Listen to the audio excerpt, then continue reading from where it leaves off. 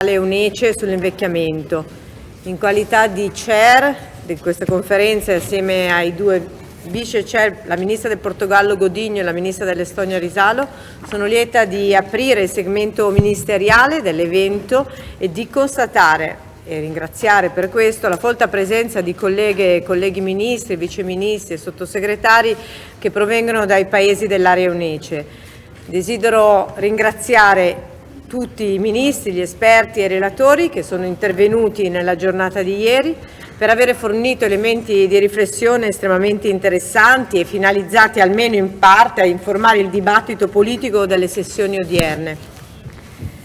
Quella di oggi è una giornata molto importante, non soltanto perché riunisce intorno allo stesso tavolo e finalmente in presenza i governi di quasi tutta l'area UNECE, ma anche perché segna l'adozione della nuova dichiarazione ministeriale sull'invecchiamento a 20 anni dall'adozione del MIPA-RIS. Oggi abbiamo quindi non soltanto la grande opportunità di delineare il cammino dei nostri paesi in tema di politiche per la promozione di un invecchiamento sano e attivo per i prossimi 5 anni, ma soprattutto una responsabilità, quella oggi di proteggere e sostenere con azioni concrete i diritti della componente anziana della nostra società, anche alla luce degli eventi pandemici e dell'invasione dell'Ucraina da parte della Federazione Russa che, come ho già sottolineato nella giornata di ieri, l'Italia condanna fermamente. Care colleghe e colleghi, i diritti umani non sono di parte e per proteggerli e promuoverne l'effettivo godimento, lo strumento più efficace che sempre abbiamo a disposizione è la politica. La politica è infatti la sola dimensione di azione in grado di difendere davvero i valori di democrazia e di libertà, soprattutto per i soggetti più vulnerabili nelle nostre società, e cioè i bambini e gli anziani. La politica, non la violenza, è l'unica possibilità di umanità. L'adozione della dichiarazione ministeriale prevista per questo pomeriggio rappresenta quindi un forte atto di responsabilità a cui tutti noi dovremo dare seguito concretamente per riconoscere finalmente il valore inestimabile del contributo che gli anziani danno alle nostre società e alle nostre famiglie. Non voglio quindi rubare ulteriore tempo ai ministri che seguiranno e quindi auguro a tutti voi, a tutti noi, a tutti i colleghi e partecipanti alla conferenza un buon lavoro e dichiaro aperto il segmento ministeriale.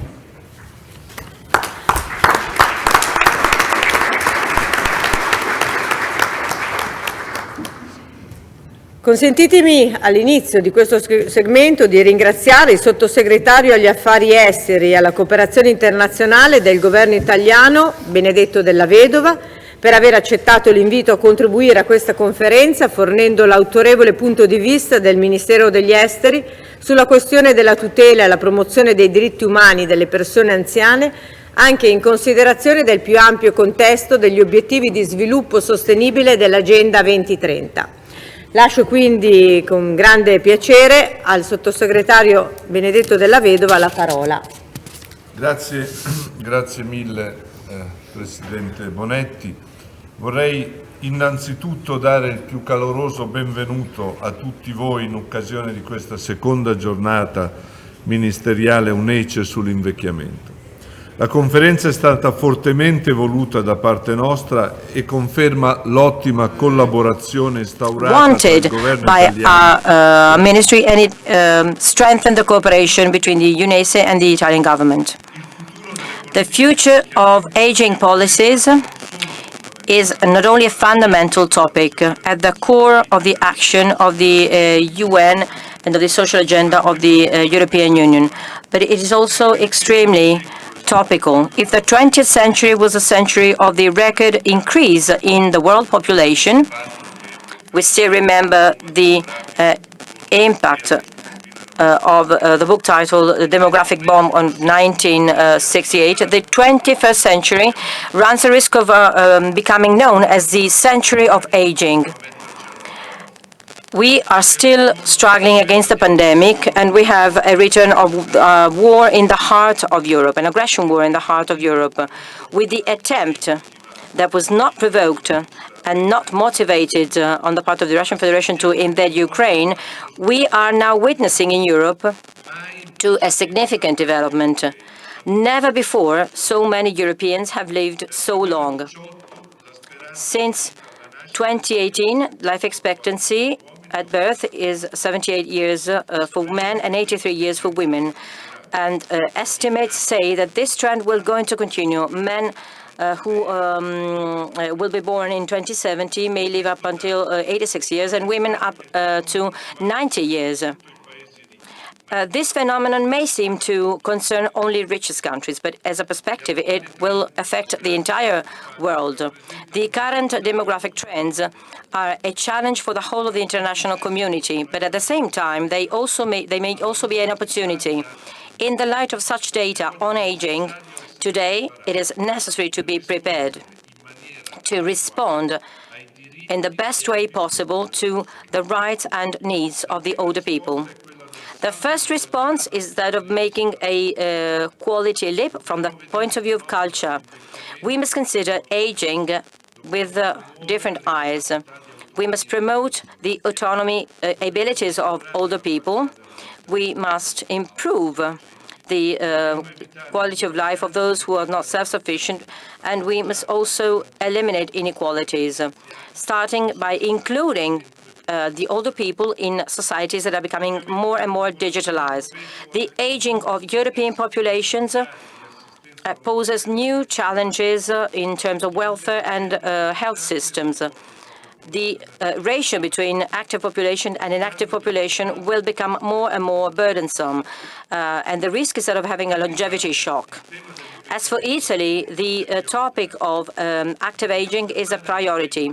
In stating the commitment of Italy to promote a global and constructive dialogue on the rights of older people, we committed during the decade of the UN dedicated to the healthy aging to attain reach the targets of the Sustainable Development Agenda and to support the International Madrid Plan on Aging and to implement the European pillar on social rights, which is the main result of the joint efforts within the European Union to achieve the aim of a strong and inclusive social Europe.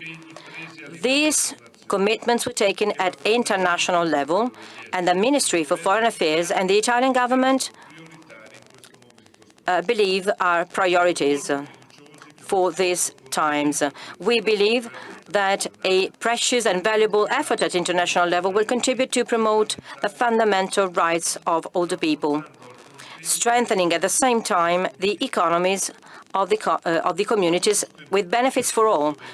During the proceedings of the UN Group on Aging, which met in May this year, we supported all UN actions in this respect.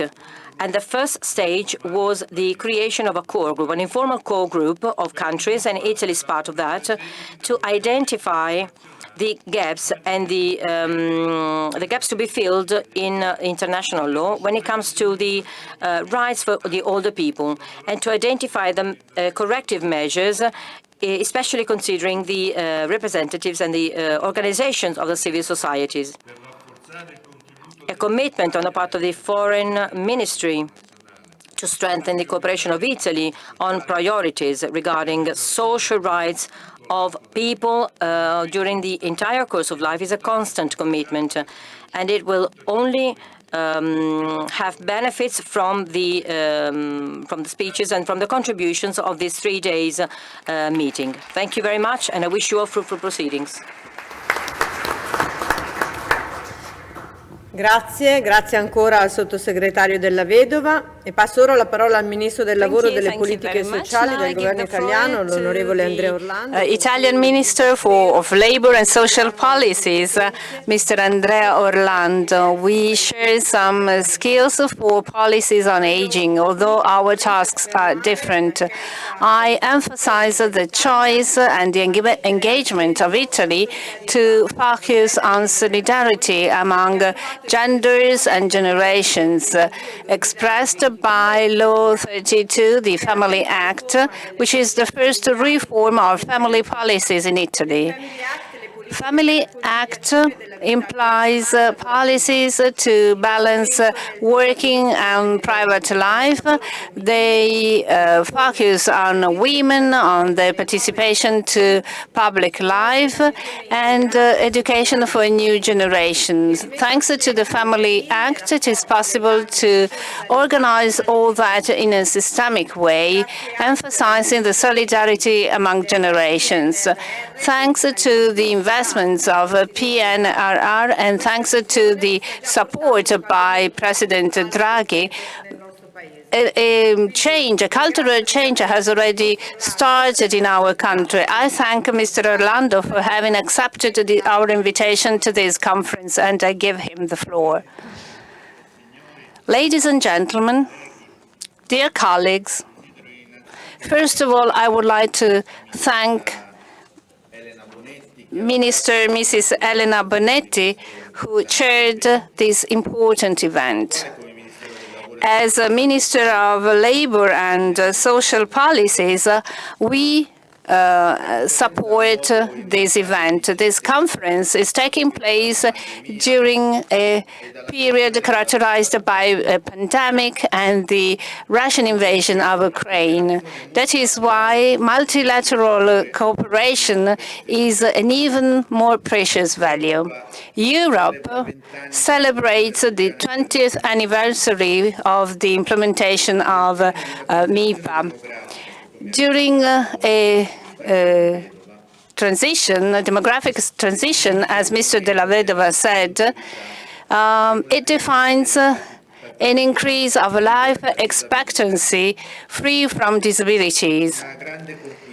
This is an outstanding result. However, if we take into account fertility rate in Europe and in Italy in particular, this transition jeopardize our social model and the sustainability of our economic and productive system. The impact on labor market of the demographic curve has already given some outcomes which change our original coordinates.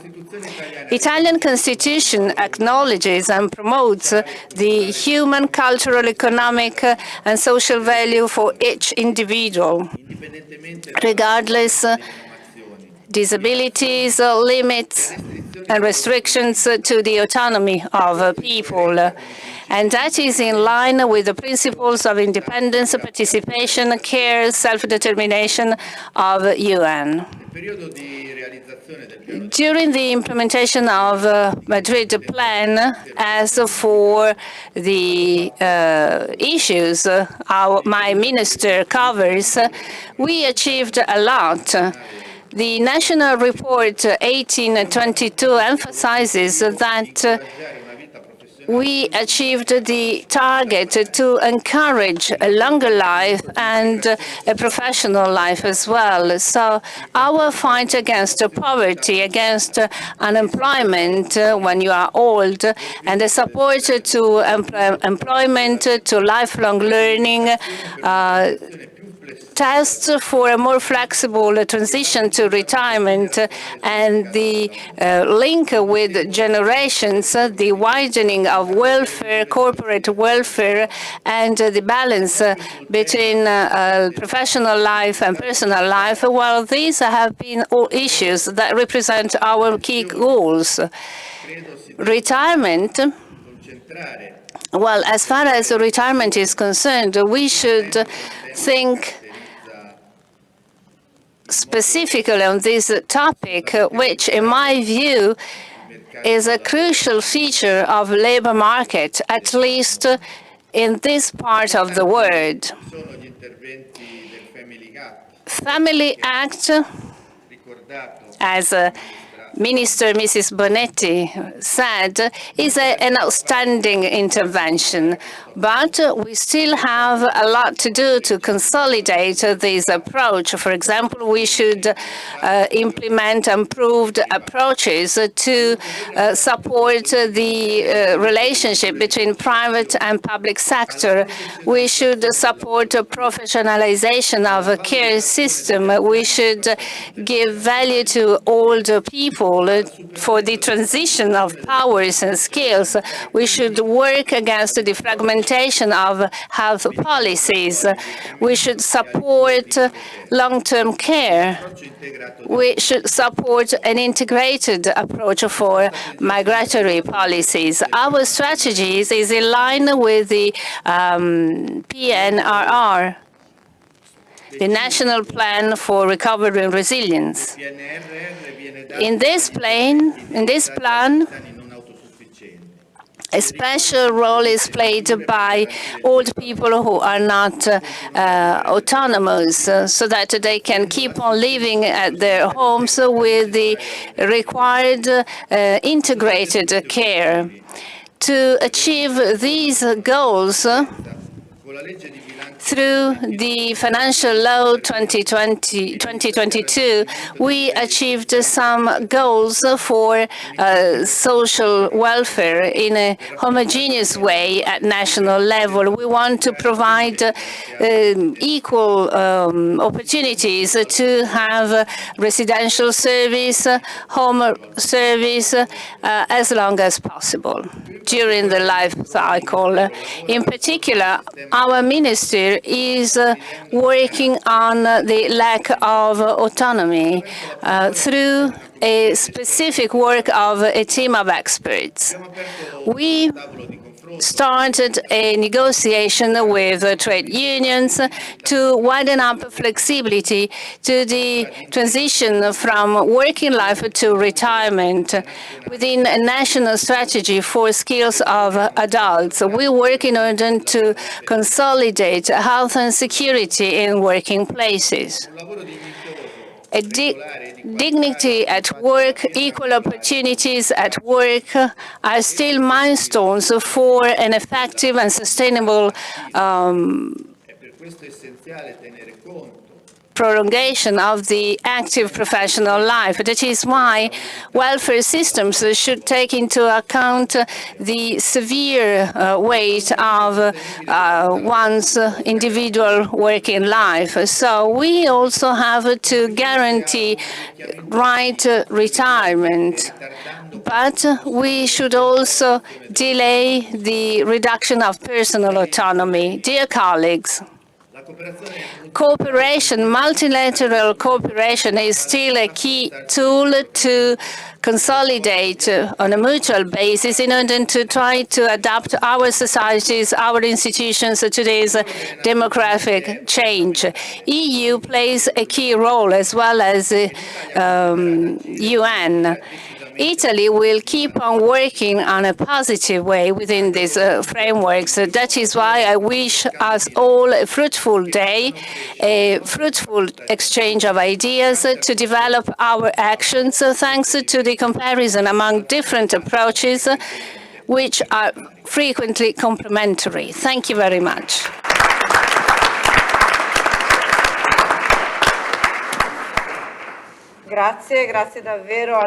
Thank you very much to Mr. Ministry Orlando for his hints. We will go into deep through the round table with colleagues from the UNECE region. Now, I will give space to Mr. Antonio Guterres, Secretary General of the United Nations, who unfortunately was not able to be here. Olga Areyova will witness the commitment of UN for all the agendas of UN region and Natalie. Distinguished ministers, dear colleagues, ladies and gentlemen, good morning. It's really my great pleasure to deliver you the message to all participants of this ministerial conference sent to you by the United Nations Secretary General Antonio Guterres. Quote, Excellencies, thank you for coming together to focus on the policy dimensions of aging in our societies. At heart, this challenge is rooted in good news. More people in more places are living longer than ever before. Europe is a center of this demographic change. Today, 1 in 6 people across the region are over the age of 65. By 2050, that figure will be 1 in 4. Our task is to address the challenges of longevity and unleash its potentials. We must promote the social, economic, and political inclusion of all people at all ages. This is a core pledge of the Sustainable Development Goals and the guiding ambition of the Madrid International Plan of Action on Aging. Yet, 20 years since Madrid, we still see deep inequalities in people's experiences in later life. Older people are particularly vulnerable to a range of challenges, including the COVID-19 pandemic, the worsening climate crisis, proliferating conflicts, and growing poverty. Dear friends, we risk sliding backwards. This is unacceptable. I count on the United Nations Economic Commission for Europe's Working Group on Aging to pioneer solutions. Lifelong learning, strong social protection, accessible quality long-term health care, bridging the digital divide, and intergenerational support are essential. Together, let's build more resilient, inclusive, and age-friendly societies for all. Thank you, unquote.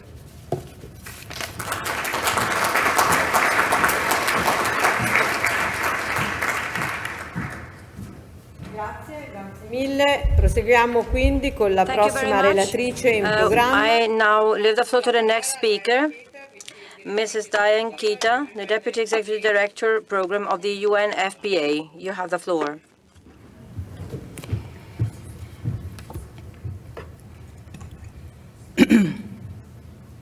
Excellencies, distinguished delegates, esteemed colleagues, all protocol duly observed. Signora e signori ministri, vi ringrazio per aver organizzato questa conferenza. Thank you very much for organizing this conference on such an important topic for Europe and the entire world. Thank you very much for the warmest Italian hospitality. It is a privilege to represent the United Nations Population Fund at the United Nations Economic Commission for Europe Ministerial Conference on Aging. Much progress has been made towards the goal of building societies for all ages. The pandemic has challenged most of the progress made so far and has put a stark spotlight on the many older persons not benefiting from economic development and who are often excluded from economic, social, cultural, and political life. COVID-19 has claimed the lives of many older persons, not only because of their age, but also because of the circumstances in which they were living. We need to stand up for their rights, fight age-based discrimination, and integrate them much better in our societies. We simply need to not leave them behind. As we learn to live with COVID-19 and seek a way out of the pandemic, it is urgent that we unfold the MIPA at 20 and celebrate the achievements. I would like to congratulate all member states for their successes. The UN Decade of Healthy Aging is an important step in this direction, and UNFPA is lending its full support to advancing this agenda.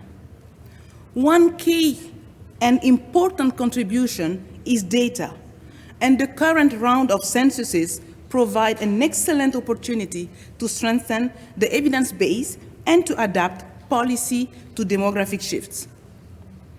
The second key aspect is changing the narrative about older people. That is exactly one of the primary focus areas of the joint program on aging that we launched with UNECE, the Office of the High Commissioner for Human Rights, WHO, and Help Age International. Many countries are worried that population aging will lead to unsustainable fiscal pressure on government, will undermine innovation and productivity growth, and place a large burden on younger persons. With the right investment in people throughout the life course, including in their health and education, people can remain a strong asset for societies well into old age and contribute to second demographic dividend. The Ministerial Conference on Demographic Resilience held last year in Sofia, Bulgaria, is a landmark, and I hope that its outcomes are integrated in the way forward for MIPA. Excellencies, the Madrid Plan of Action remains relevant as a roadmap. We have the right framework and tool, and from what I've heard since yesterday from member states, we do have the political will to accelerate the implementation. The COVID-19 pandemic has served as a wake-up call. The demographic projection speaks for themselves. The time to act is now. We are the older person of tomorrow, if we are lucky. Let's ensure that the older people of today live the life we want to live ourselves when we get there. Let's work towards our common agenda to achieve the SDGs and co-create a world where every older people enjoy a decent, healthy life, contribute to the intergenerational equity, and fulfill their potential. I thank you for your kind attention.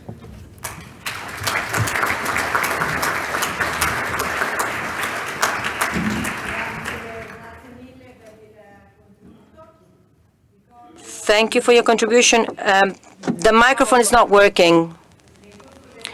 We cannot hear. We're going to adopt the Ministerial Declaration on Aging today. The draft of the declaration, after 2 rounds of consultation with member states and the general approval on the part of the majority of the countries, was given to the delegations 2 weeks before the conference.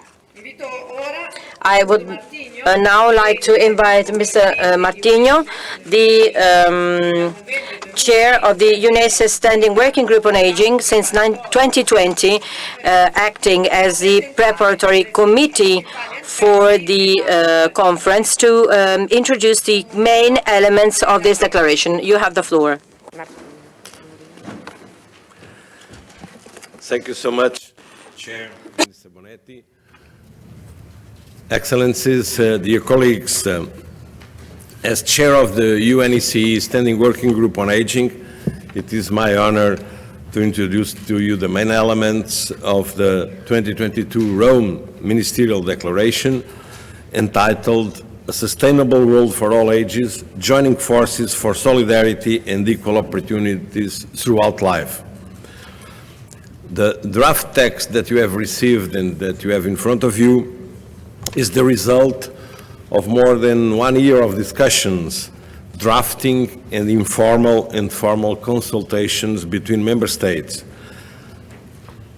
together with the representatives of the NGOs and civil society also that have actively contributed to it.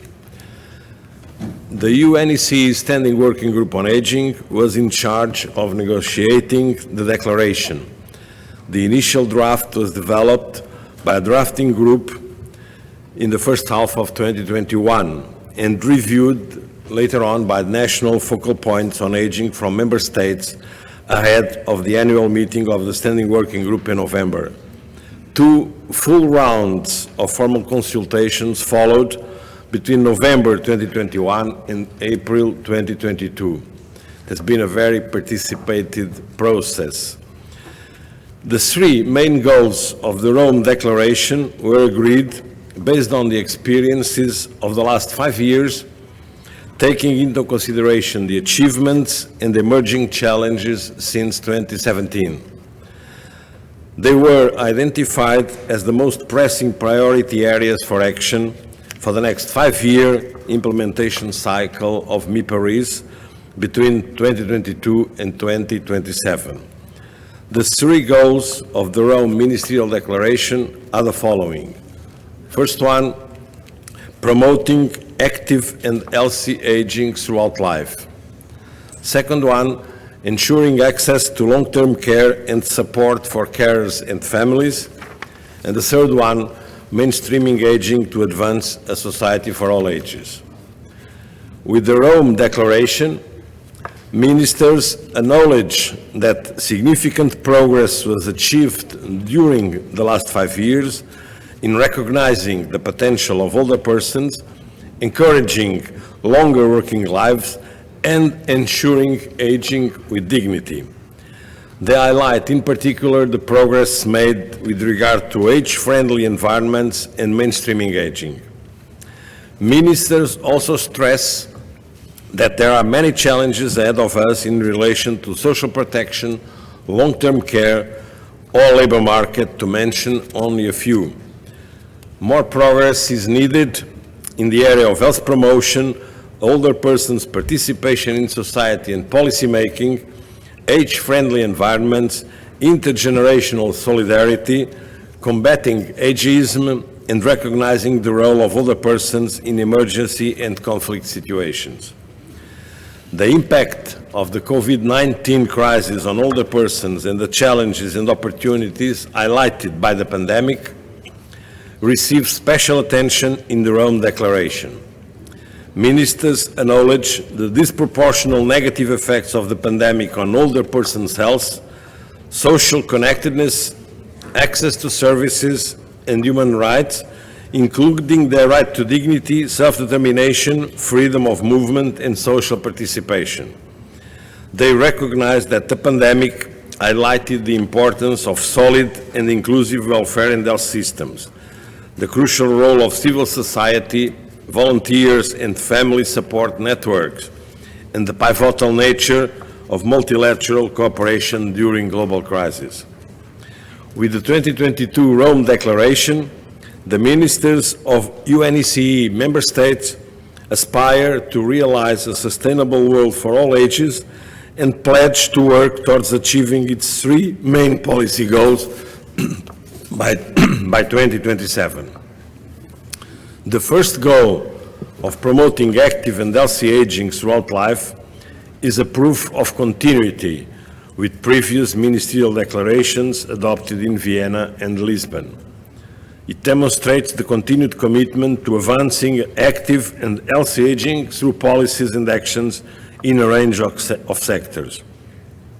At this purpose, ministers specifically pledged to facilitate older persons' participation in policy and decision-making, in social and cultural life, and combat loneliness and social isolation. Invest in health promotion and in the creation of more age-friendly environments. Promote a positive image of aging and older persons, combat ageism, and foster intergenerational dialogue.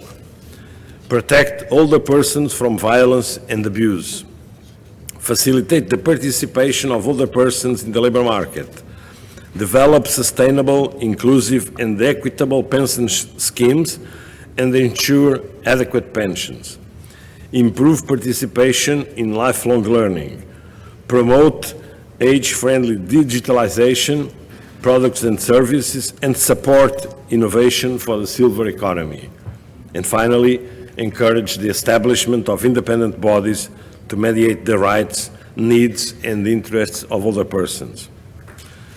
The second goal of the Rome Declaration calls for ensuring access to long-term care and support for carers and families. This is the first time that long-term care and caregivers are accorded such particular attention in a new ECE ministerial declaration.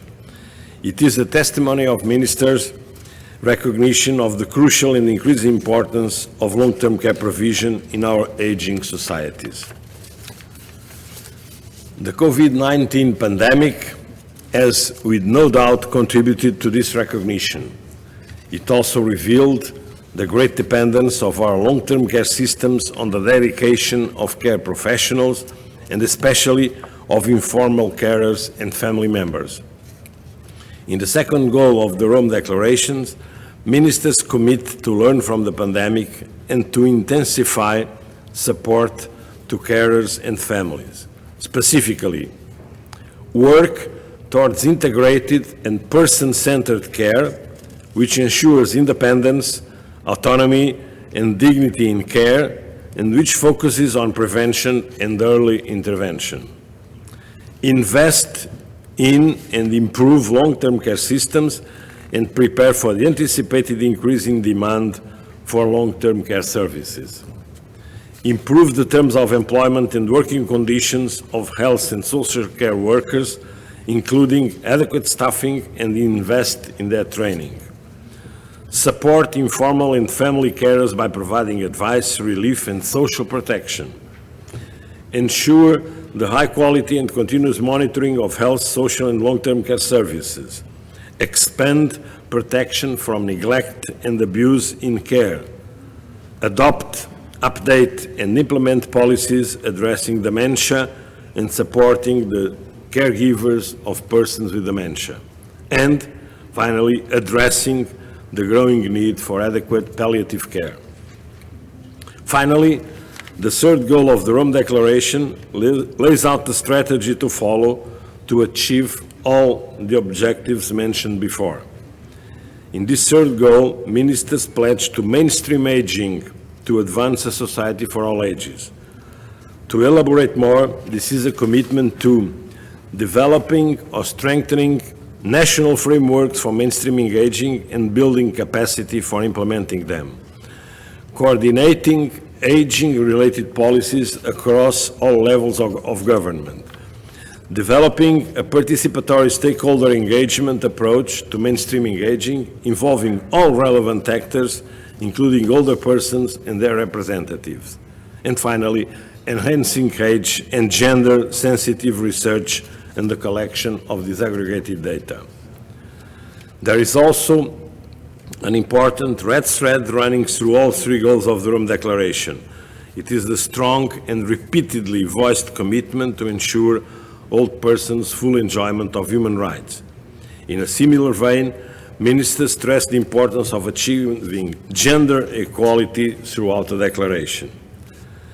In the final part of the Rome Declaration, ministers expressed their appreciation for the UNECE Standing Working Group on Aging and pledge their further support to its intergovernmental work.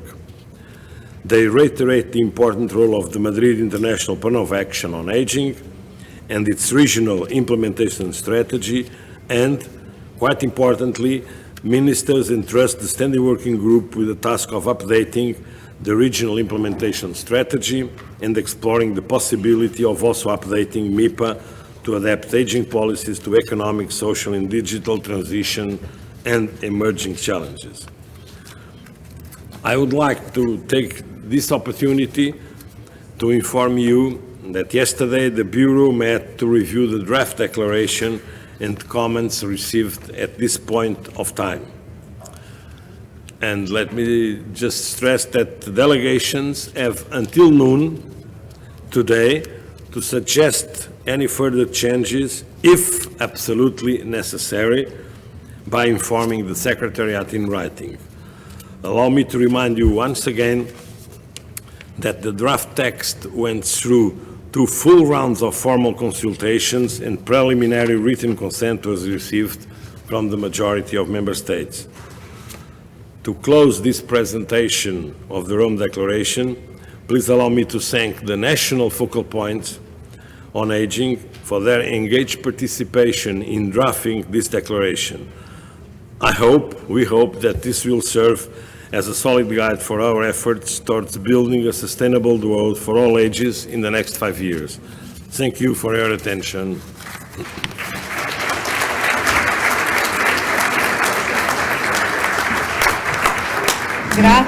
Grazie al dottor Martigno. Thank you, Mr. Martigno. Before considering the next point in the agenda, I remind the delegations that it is possible to ask for changes or corrections of the very last minute within 12 o'clock of this morning. You have to address to the Secretariat. Thank you. Now it's a pleasure for me to invite Mrs. Hedron Mollenkopf, representing Age Platform Europe, and Kai Lekstering of European Center for Social Welfare Policy and Research. I give them the floor so that they can present to all of us the joint declaration of the scientific community. Hedron, the floor is yours.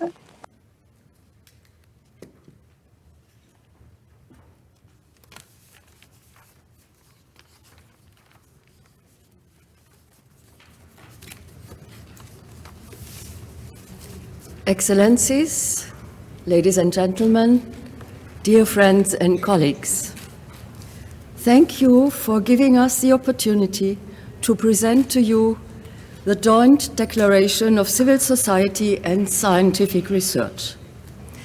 It is the first time for years that we joined forces to break down silos and joined our efforts to a meaningful policy making. The declaration we present to you now is the result of a joint and participatory process. It is based on contributions of our communities, and it was developed in 3 consultative rounds. So, first of all, I would like to emphasize that this joint declaration has to be seen as complementary with the 2022 Rome Ministerial Declaration.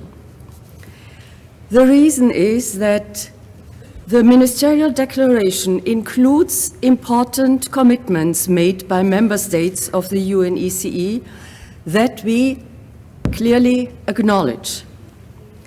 And therefore, they have not been repeated in our declaration. A second reason is that the joint declaration refers to the topics discussed in the Ministerial Declaration and focuses on the topics that need further specification. And because we added topics that were suggested by our communities and that are not sufficiently considered in the Ministerial Declaration. We appreciate, in particular, the human rights-based approach taken, acknowledging the need to ensure the full enjoyment of human rights by older persons. The life course perspective needed to tackle the social inequalities accumulated over the life course, and the commitment to combating ageism and the perpetuation of stereotypes, prejudice, and discrimination based on age in all spheres of life. Expanding protection from neglect and abuse in all care settings through the adoption and effective implementation of protection mechanisms.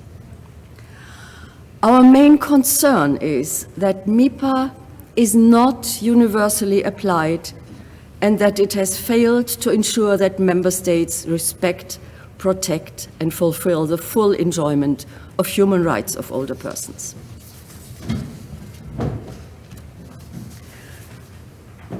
So, issues included in the Ministerial Declaration. You will explain them further. Okay, thank you. Yes, so as already said, we only underline a few issues in these 3 key issues that are addressed by the Ministerial Declaration. First is that we underline the life course perspective and the human rights-based perspective, but we would like to stress that it is necessary to not only put the responsibility on the individual, but to consider environmental, contextual, and structural preconditions more intensively when implementing the principle of active and healthy aging.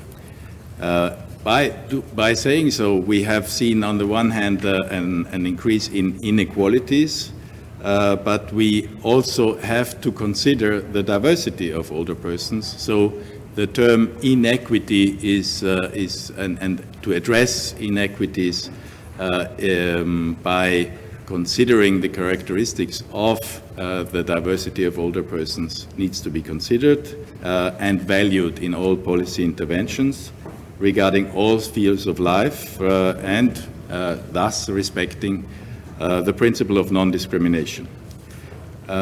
This also includes the full recognition of unpaid, mainly care work, as key to combating the gender pension gap and female poverty in old age.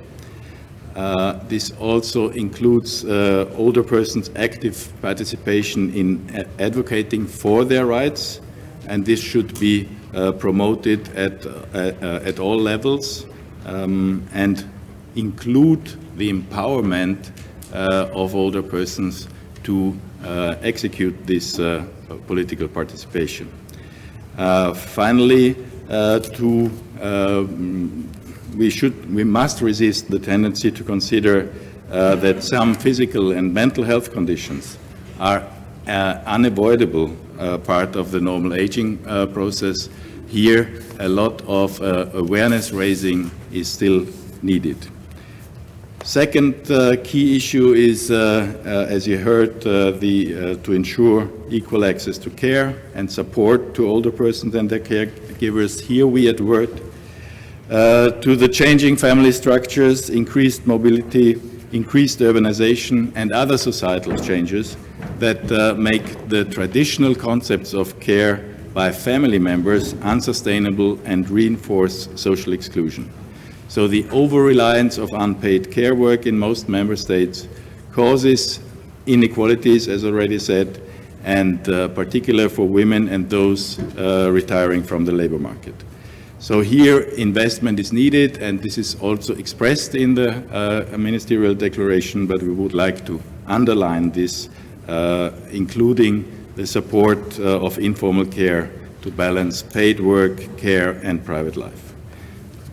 So care systems must empower people at all stages of their lives and enable their participation and support their autonomy. Regarding mainstreaming aging, we fully embrace this concept, of course, because older persons are an integral and valuable part of society. Their dignity and quality of life are indicators of societal development. So also here we have inequalities between member states in this case. Member states start from different bases, and therefore research and development is needed to support and sustain mutual learning, learning from each other, especially concerning ageism and the awareness of discrimination of older people. Finally, we underline that the related legislation for mainstreaming aging and for supporting the rights of older people has still not been fully implemented in many member states, and therefore we call for the creation also of appropriate structures in member states and at the international level to secure a human rights-based approach when dealing with democratic change and intergenerational solidarity. Thank you.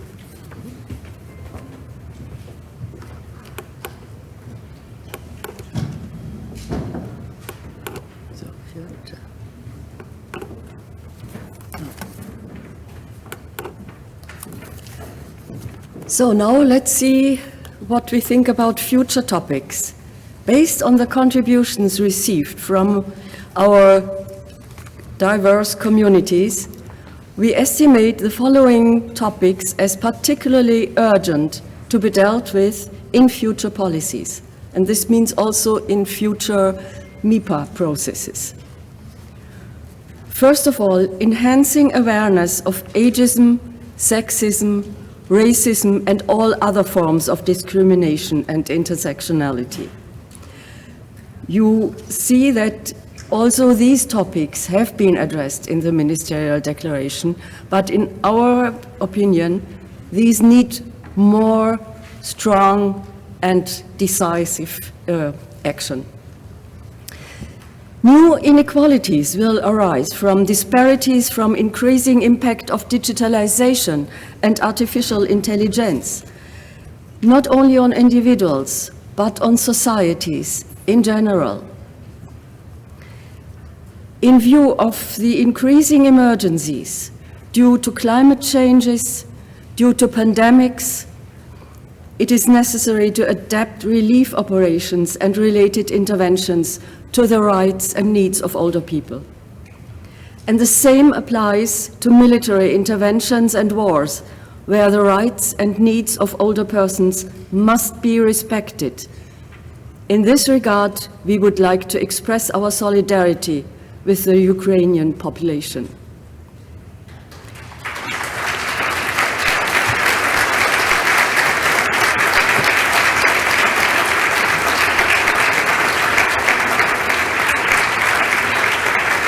Thank you. Thank you. But in general, ensuring participation of older persons when deciding on their position and autonomy versus forms of protection and care must be respected. And recognizing all types of sentimental relationships must be regarded, and yes, sentimental relationships and sexualities in older age. And we need enabling environments and societies to enable all persons to enjoy the full potential of life. Furthermore, we have to understand how different emerging phenomena will change the conditions and perceptions of old age. This does not only concern the changing family structures. We all know the increasing share of persons without children, the postponed parenthood, the childless, the growing share of persons living alone into very old age with an increasing risk of sensory, physical, or mental impairments. It includes also more globalized and digitized working conditions which change our societies. It means increasing diversity of sexual orientations, of the coexistence of mixed religious and ethnic communities. All this has to be considered in the future. We see social inequality will continue to be a major challenge. Therefore, multidisciplinary and cross-cultural research in combination with the involvement of relevant stakeholders can support the development of effective interventions. Another important topic is the challenges related to migration and aging, both in countries of origin and in receiving countries. A better recognition of the specificity of needs and aspirations of aging in a foreign land in general, and of refugees as well as of migrant carers specifically is needed. To conclude, we conceive the MIPA-RIS process as an opportunity to develop appropriate policies for older persons toward a holistic strategy at national and international levels, together with all partners and countries involved. The topics addressed in the 2022 Ministerial Declaration are crucial for both civil society and scientific research communities as well. We are ready to support the commitments made at the present ministerial conference to ensure that they are fully realized. And to underpin these endeavors, we deem it necessary to create without delay an international, legally binding instrument to substantiate the policy efforts made by member states, such as a UN Convention on the Rights of Older Persons.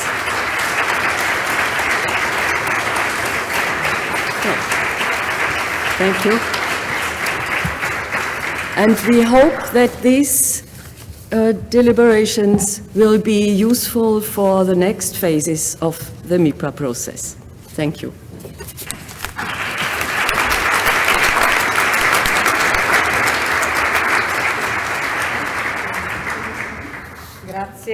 Grazie mille del vostro contributo e di aver presentato una dichiarazione che è estremamente puntuale e, come è stato certificato anche dalla risposta degli applausi, the audience confirmed by applauding. It is part of the multi-dimension that policies on aging must prove to be in line with the position approved within this ministerial declaration.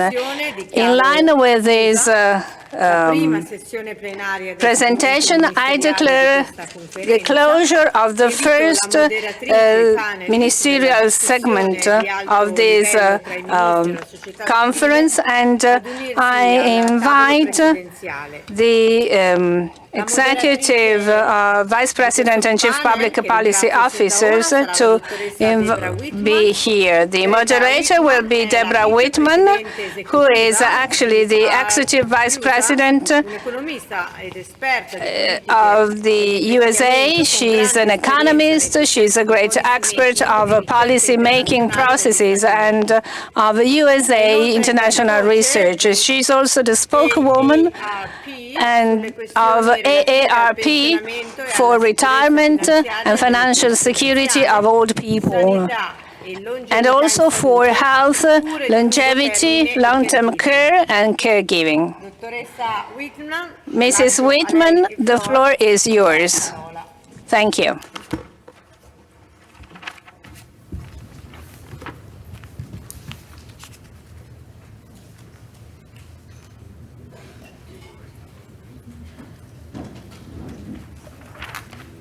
Grazie mille. I would like to invite the members of our panel to come up as I give my opening remarks.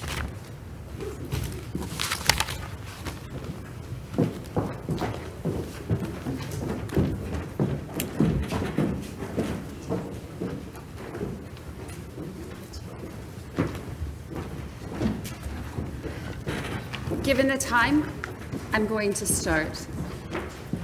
Good morning, everyone. My name is Deborah Whitman, and I serve as the Chief Public Policy Officer at AARP. For over 60 years, we've been the voice of our 38 million members. We're the world's largest nonprofit organization dedicated to empowering people over age 50 to choose how we live as we age. I want to thank the United Nations Economic Commission for Europe and the Italian government for co-organizing this ministerial conference on aging.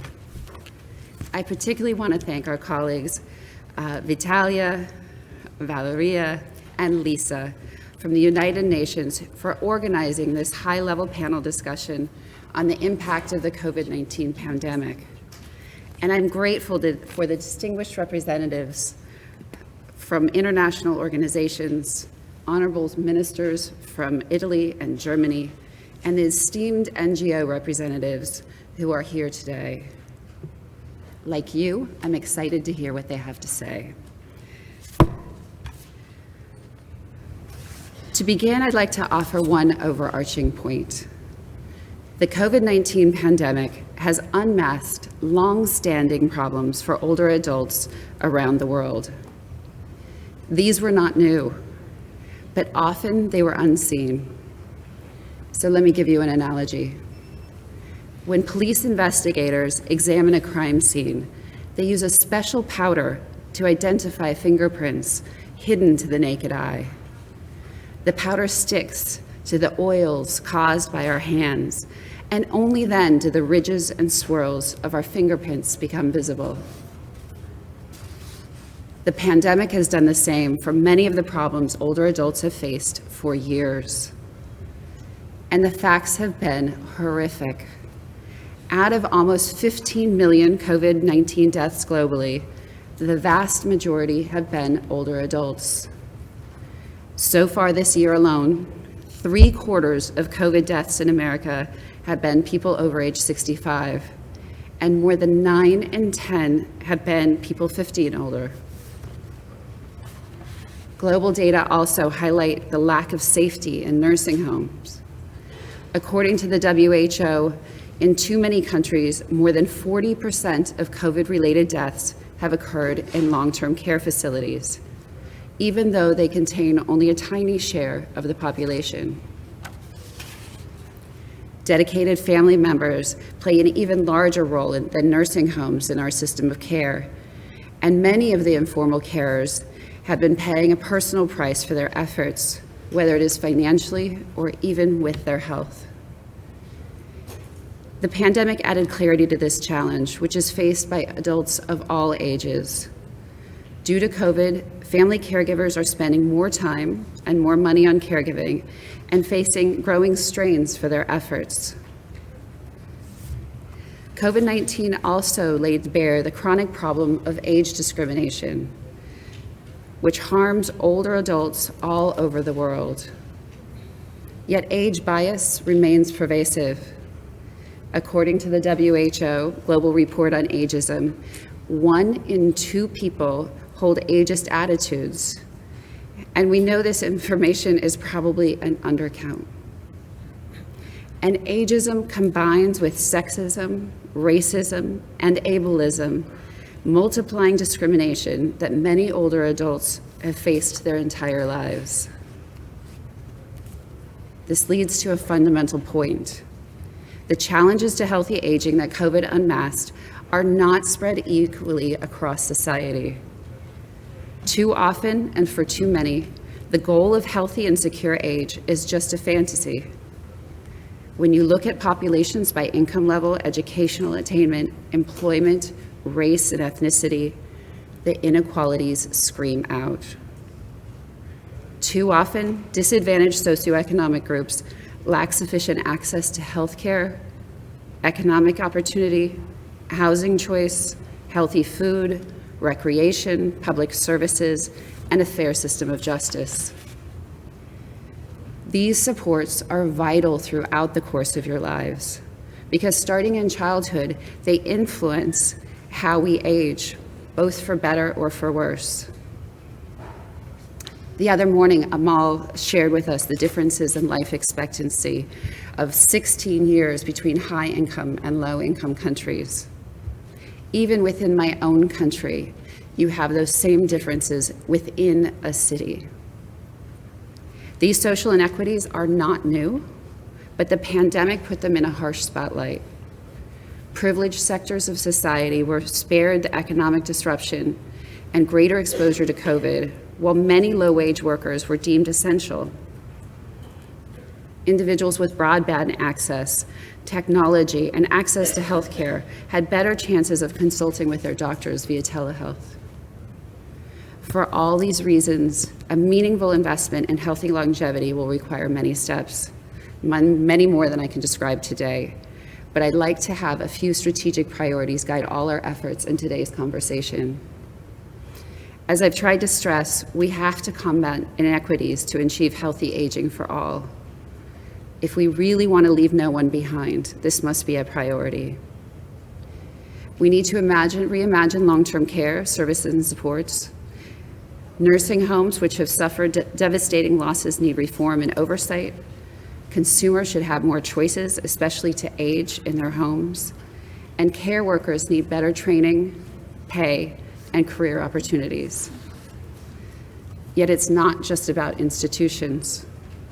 Family caregivers hold up the entire system, and they need more support, including financial and respite, to help the loved ones stay independent. And ageism underlies many of the worst choices that were made on who to protect from COVID and where to place resources.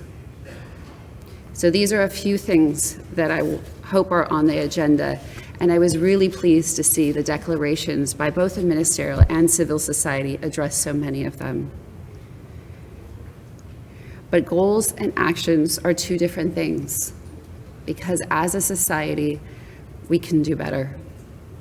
In fact, as a society, we must do better, because we can do more. I believe that by joining forces and pursuing these goals together, we can meet this critical moment. And as a longstanding advocate on the rights of older people, we look forward to working with all of you in civil society and government to realize the potential for action that a Convention on the Rights of Older People would provide.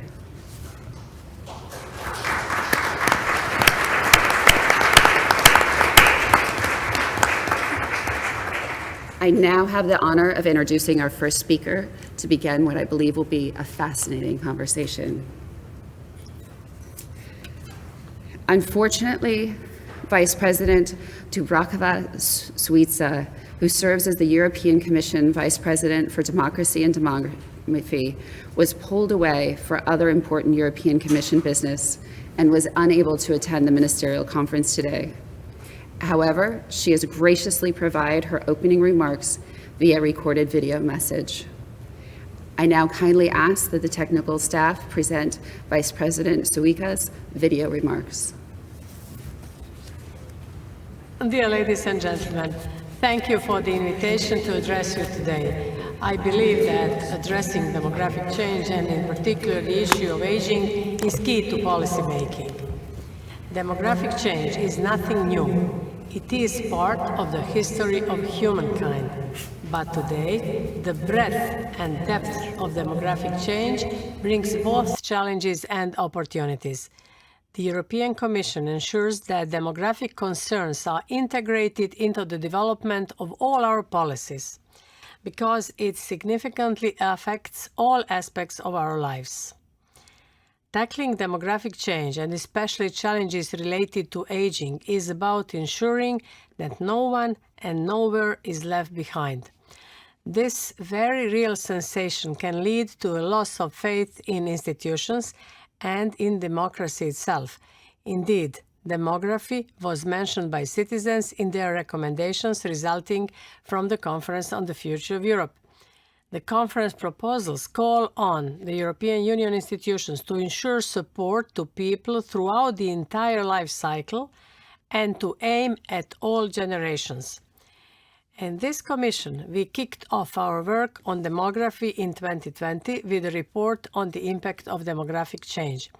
It was the first of its kind and laid the foundation for the Green Paper on Aging, for our ongoing long-term vision for rural areas, and for our upcoming communication on brain drain and mitigating population decline. Since the launch of the report, we have faced a number of events that are impacting our villages, our regions, and member states. It is time for an update, which we plan to publish in the second half of this year. Under the new light of Brexit, COVID, and the war in Ukraine, it will assess if trends have changed or if the crises have reshaped or confirmed what we anticipated. The megatrend of aging is impacting our entire continent. Aging is not just about growing old. It is about our entire life, because we are aging from the day we are born. The aging of our population calls for a reassessment of investment and policy measures in education, knowledge, and skills. And we know that lifelong learning is most effective when it starts early in life. In fact, evidence shows that access to high-quality early childhood education and care has a lasting effect on achievement in school and beyond.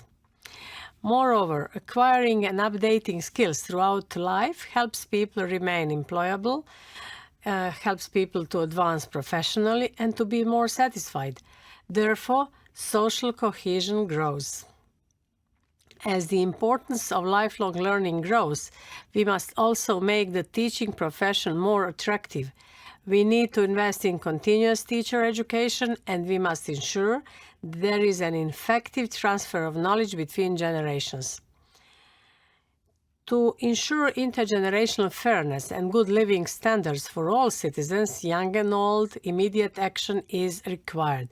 It will be a priority to adapt social security systems so that they leave no one behind while keeping them fiscally sustainable and ensuring intergenerational solidarity. The pandemic has taught us that our health is our wealth.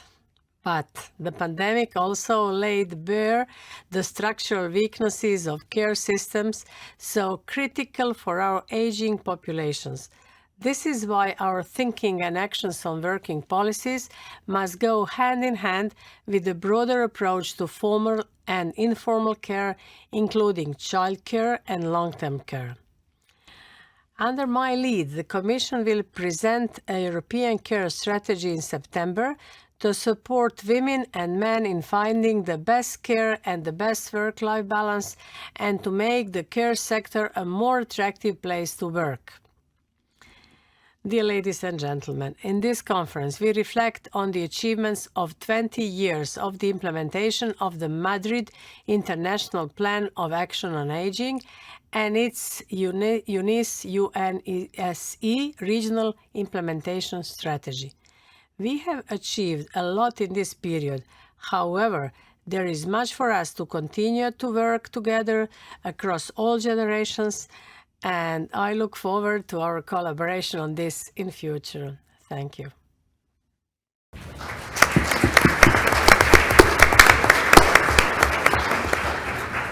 Now it is my great pleasure to introduce Dr. Azzopardi Muscat, who serves as the Deputy Director of Country Health Policies and Systems for the Europe Regional Office of the World Health Organization. Prior to joining the WHO, she served as President of the European Public Health Association, where she was actively involved in health advocacy at the European level. I now turn the floor to Dr. Azzopardi Muscat and invite you to deliver your opening remarks. Thank you, Deborah.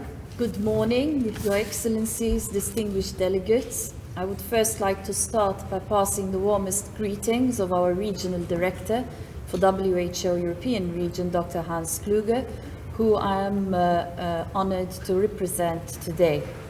And every year in our region, there are more people celebrating their 80th birthday than babies born. In fact, the WHO European region is the region with the highest median age globally. And of course, there is much to celebrate about this. Indeed, before 2020, the recent gains in life expectancy in our region were attributable to better health and lower mortality amongst the oldest age groups. But today we stand at a critical juncture. If we don't take the right actions, these gains can potentially be lost. Recent estimates show us that life expectancy actually fell during the period 2020 to 2021 in 24 out of 30 countries for which data is already available. So we gather here today under somewhat grey skies in spite of the beautiful weather in Rome. This is because the COVID-19 pandemic in our region and globally, although under control, is by no means behind us, and with a war in the midst of our region, which is having a ripple effect in many countries in terms of refugee flows, food shortages, rising inflation, and an increasing pressure on health systems, the challenges we face today are many. The rising cost of living with energy and food prices putting a strain on households across Europe and Central Asia, with an obvious effect on people's ability to pay for and access healthcare. And this is a sounding alarm. I raise these issues today as we gather here because these grey skies are particularly daunting for the older members of our communities who often struggle with limited income and the limited ability to find alternatives. I raise these issues today because we gathered here have the chance to bring back sunlight and optimism and push these clouds away. We all know that COVID-19 has been particularly hard on the health of older people. No one can forget the tragic deaths that swept across long-term care facilities and hospitals, particularly in the first year of the pandemic. But we also know that the pandemic has really challenged the mental health and well-being of older people in our communities. Today, WHO has published our World Mental Health Report, which I invite you to delve into. And this shows that 1 in 8 older persons aged over 70 live mainly with the mental health disorders of depression and anxiety, and an additional 7% with dementia. Of course, the fear of infection and death, isolation and distance, all these realities have taken a serious toll on older people's mental health. But long before the pandemic, we at WHO Euro recognized the crucial impact of protecting people's mental health and made mental health one of our flagship initiatives. And the needs of older people are at the heart of this flagship. The health impact of the cost of living crisis has been real and tangible, and people, including older people, are struggling often to make ends meet. There is some evidence and news media coverage of older persons, even in the wealthier countries in our region, having had to choose between heating their homes or buying food or medicines. We know from our work on health financing that out-of-pocket payments for healthcare, and especially medicines, is a major cause of financial hardship. These payments can push people into poverty or deepen existing poverty. And when health systems fail to provide adequate financial protection, people don't have the money to pay for the medicines they need for their well-being and health. And we encourage all national health financing systems to allow older persons to access the services they need without fear from financial catastrophe. With all this, given that we are here today collectively with our shared interest in brightening the skies, we have seen also an ambitious declaration being put forward, I have 3 asks from all of us. First, to prioritize the health and care needs of older people. This means that access to care and medicines should be a top priority. And together with other UN agencies, we are moving forward with the roadmap for a decade of healthy aging, an ambitious agenda, whereby we seek to work together so that older people can live healthy and prosperous lives. Second, we must protect financing for health in these difficult times. This was a hard-learned lesson during the financial crisis of 2008, where in the European region we know that those countries that were able to maintain health spending and social safety nets were not just able to maintain health outcomes, but also eventually recovered quicker. And we are now in a very similar position, where challenges such as war, energy and fuel crisis are having an impact on health systems. Our call here is not to cut back on health spending, because this places the health and well-being of our populations at risk. And finally, my ask is that people and professionals really build back not better, but fairer. And this means a real commitment to ensuring, A, that older people are not left behind, but also that amongst that demographic, those who are most vulnerable are paid particular attention to. I'm hoping that all of us working together in the spirit of collaboration and partnership, which I know the COVID pandemic has forced us to do better, and this is a welcome silver lining out of the difficult period that we have faced, that together we can really take up these 3 commitments and move them forward. And from WHO's perspective, we look forward to working with all partners, including civil society, to make this a reality. Our European Programme of Work adopted in 2020 places partnership at the heart of our mandate. And it is in this spirit that I would like to thank our hosts, the government of Italy, and all of you for the thinking and work that has gone into the crafting of this declaration. Rest assured that WHO Europe will be a strong partner for all of you. Thank you. Thank you very much.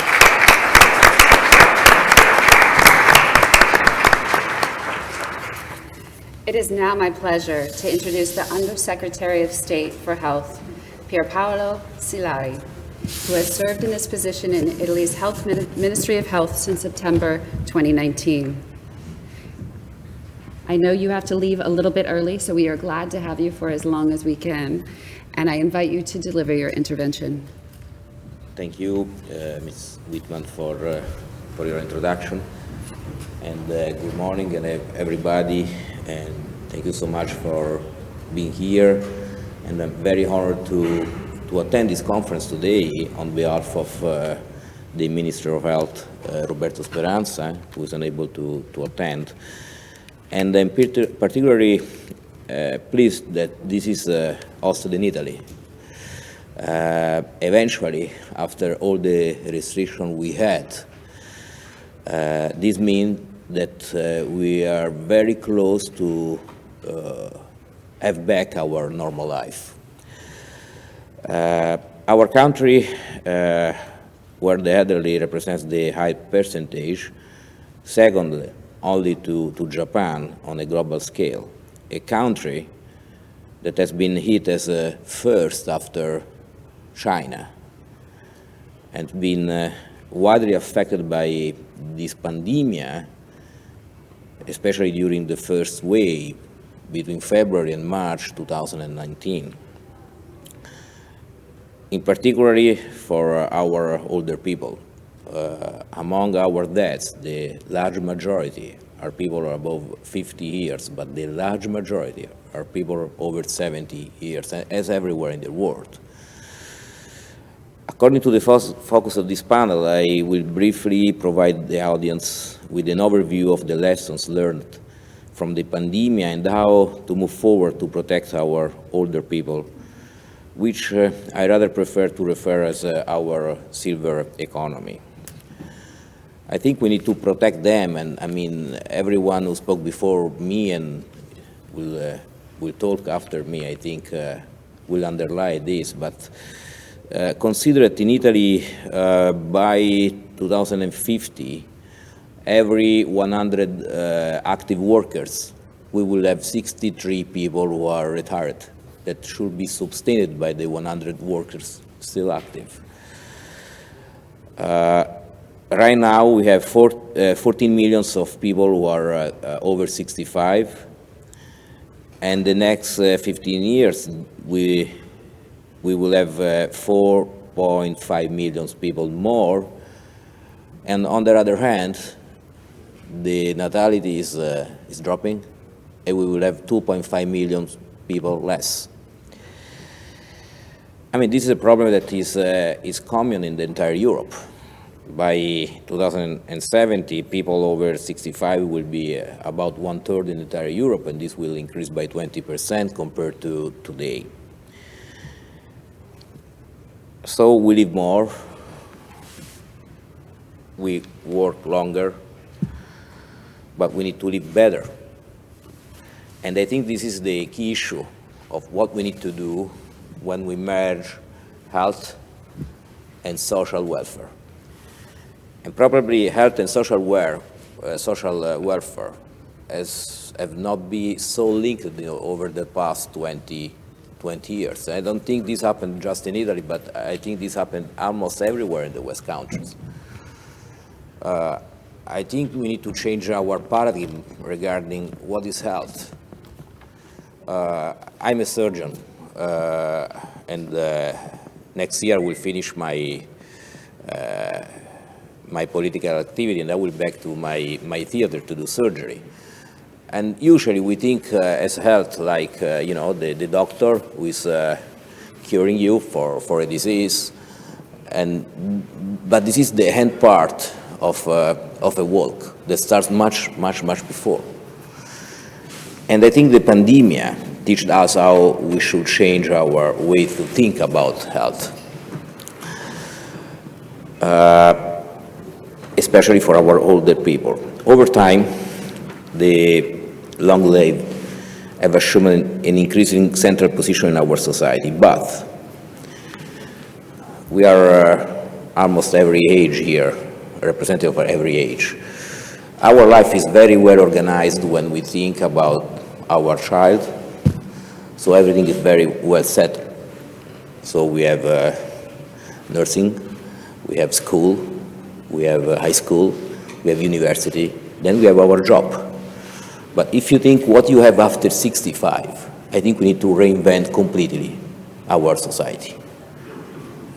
We did spend the last maybe 70, 80, 90 years to invent life for when you are born, since you are going to retire. But we need to invent life for what you have to do after you are retired. I think this is the big question that we need to address. And in this answer, obviously health is probably the most important part. Because to do things, you need to stay well, no doubt. Elderly patients have special needs, due not only to clinical condition. Obviously, every one of us who get older and older will increase disease like in a glass of water, and every few years you just add a drop that is a disease. You become more vulnerable. Is more vulnerable who is close to you, your family.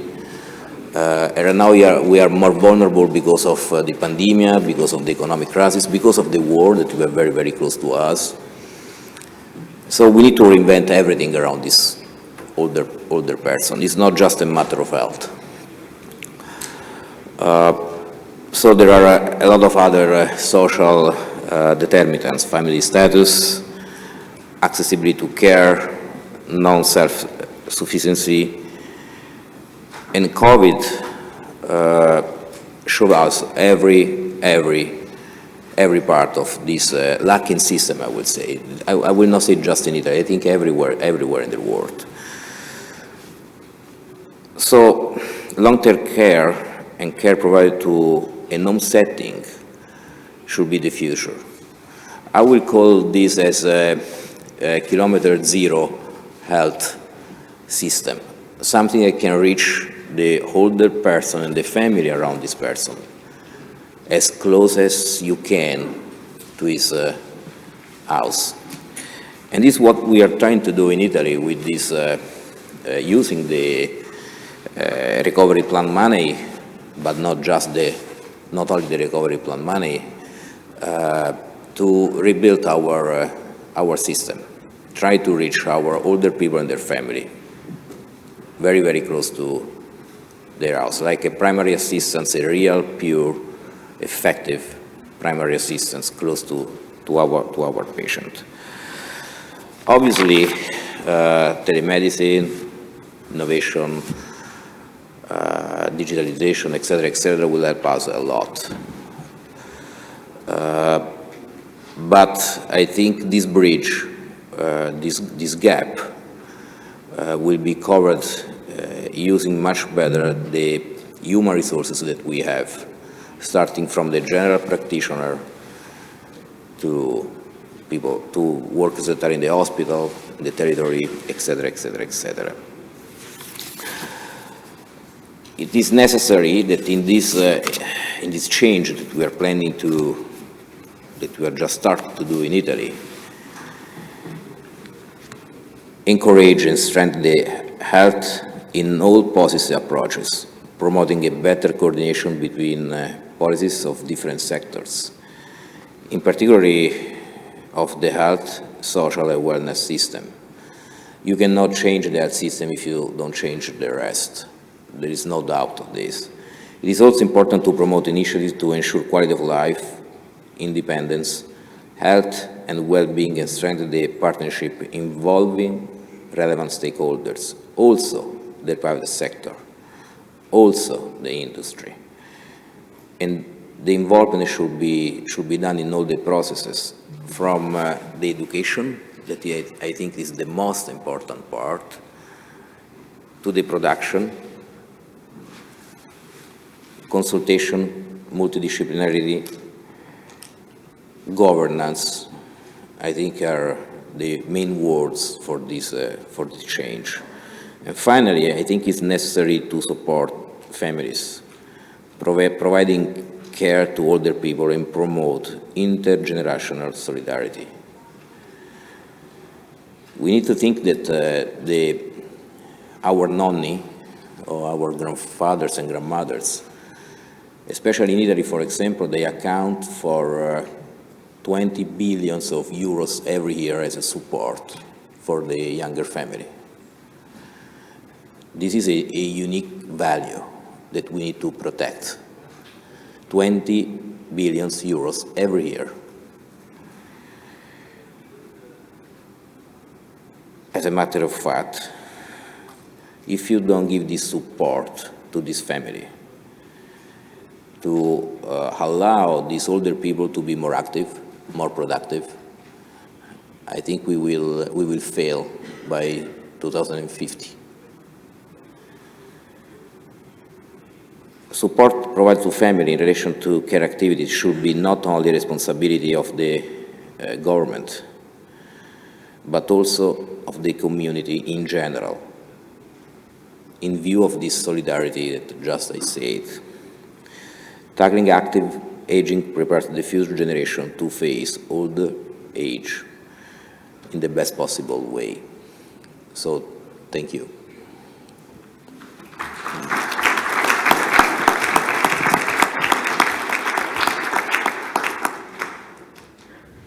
It is now my pleasure to introduce Federal Minister Lisa Paus, who serves as the Federal Minister of Family Affairs, Senior Citizens, Women and Youth of Germany.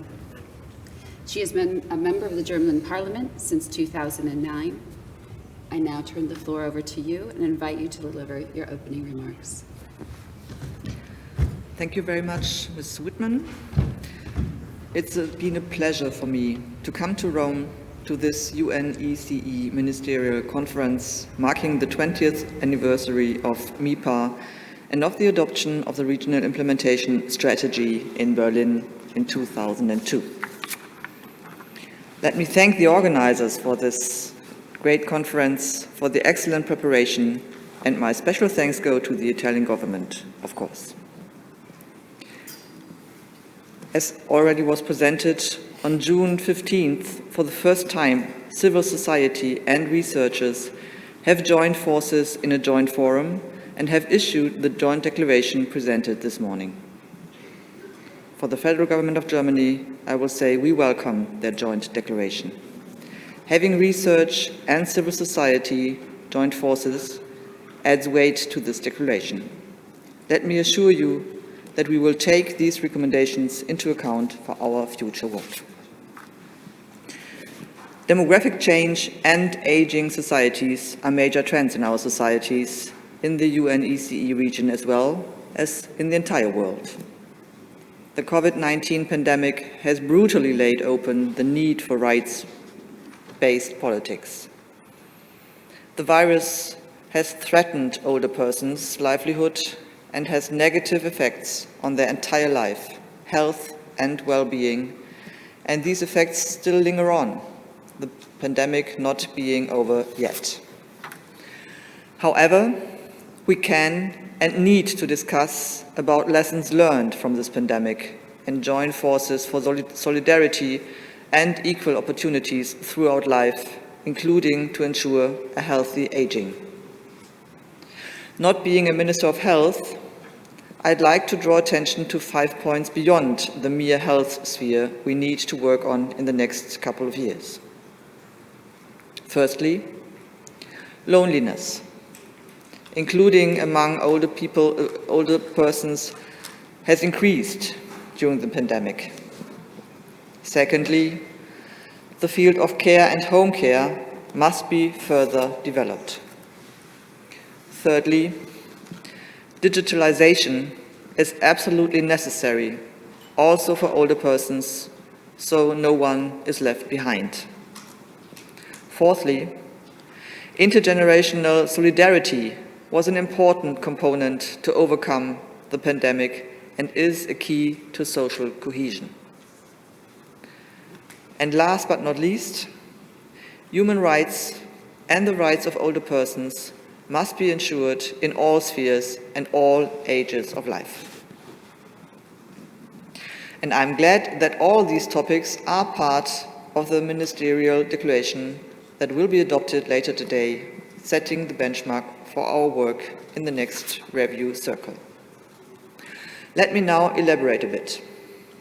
Loneliness. Never before in history have people worldwide been connected as much and as well to each other as today, yet never before so many persons have felt lonely.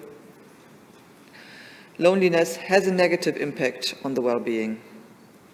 But not only older persons, also lots of young people report to feel lonely. So loneliness affects the older persons of the future and demonstrates how important a life cycle approach in aging policies is. And my portfolio states that I am the minister of all ages, and I'm well aware of the influence of loneliness on the different age groups and society. This is a topic we need to continue working at. 3 days ago, we held a conference in Berlin dedicated to this topic and discussing from a national as well as from an international perspective what is needed and should be done to improve the situation of lonely persons. Nationally, I have a mandate from the coalition agreement of the German government to develop a strategy against loneliness. The focus should be on preventing and combating the social dimensions of loneliness and thus strengthening social cohesion. We will be working on that task in the next couple of years, but it's too early to present you results today as the strategy against loneliness is not developed yet. But we will build upon already existing programs on loneliness, amongst them the competence network Loneliness. I'm glad that we are funded in this, by means from the European Social Fund. Care sector. Many states, including my own country, Germany, have a lack of professional care workers. Home care, mostly done by relatives and informal carers, is the form or care given to the vast majority of people who need to have long-term care in Germany. However, we should not just take such informal care work for granted. It's a huge burden for the carers who often have to combine work, family, and care. It's a permanent stress situation, day by day, but also night by night. They do this with passion and love, looking after the persons in need, supporting them no matter what special task is given to them, be it dementia, be it a disability, be it physical problems, or be it a palliative situation, for example. And before I'm going to continue, I'd like to express my deepest gratitude to all the formal and informal carers. Thank you very much for all you do.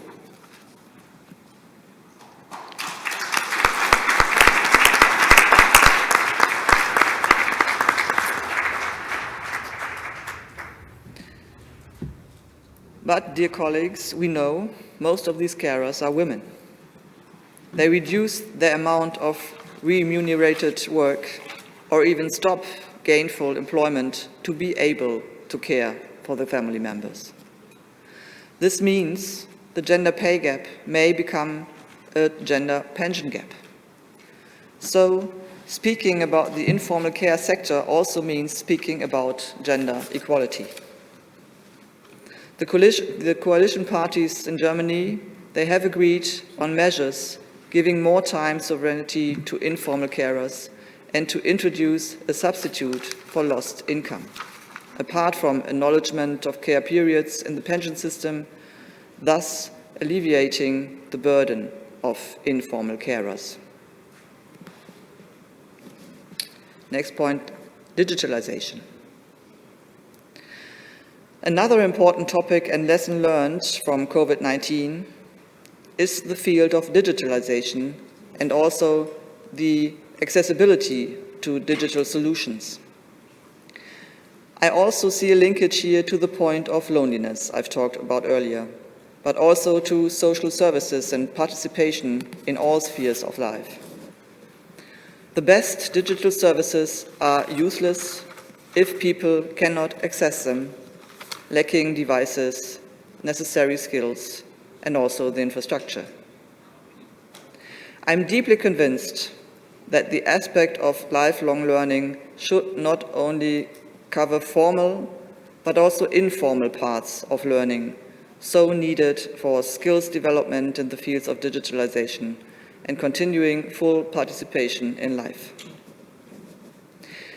We established, therefore, the Digital Pact for Old Age to connect the different levels of government, business, science, and civil society to raise awareness among older persons of the potential and opportunities offered by digitalization.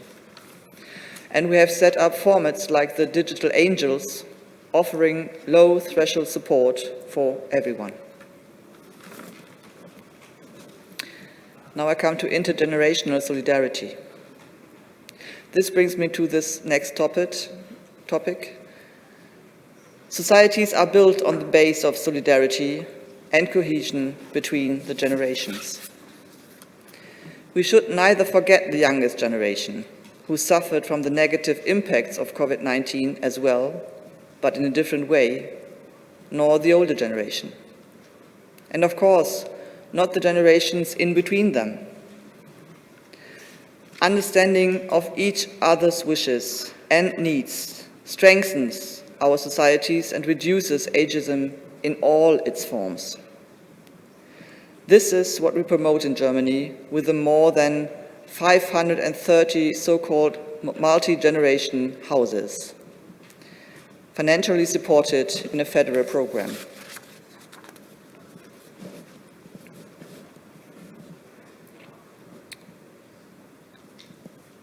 But we need also special rights for older persons.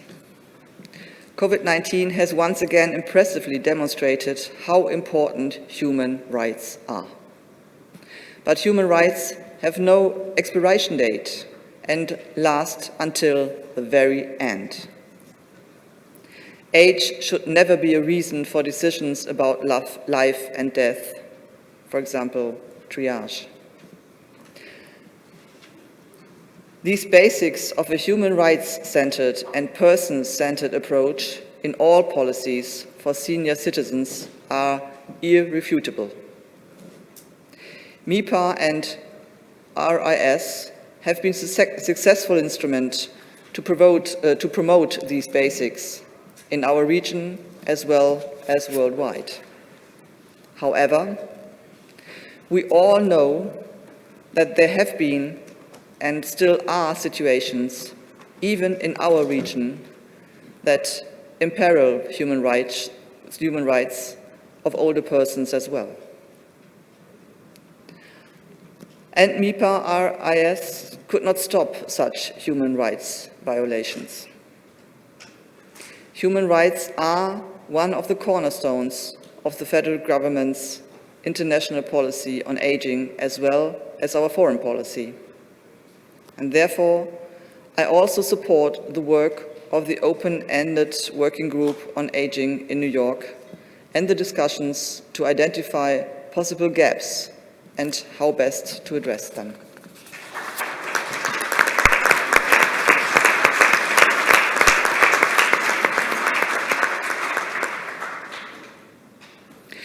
We cannot fully implement MIPA without solving deficiencies in human rights, and the OEWGA cannot identify possible gaps without the stock taking that lies within the remit of the MIPA review process. To make it very clear, Germany supports the further implementation of MIPA and IRS, as well as of the Ministerial Declaration we are going to adopt later today. The last 20 years and the COVID-19 pandemic, they have demonstrated that policy approaches are an important part for policymakers, but not the only one. They should, and this is my opinion, go hand in hand with the application or, if needed, drafting of adequate international legally binding instruments. And therefore, I call on Member States to support the work of the open-ended working group of aging in New York.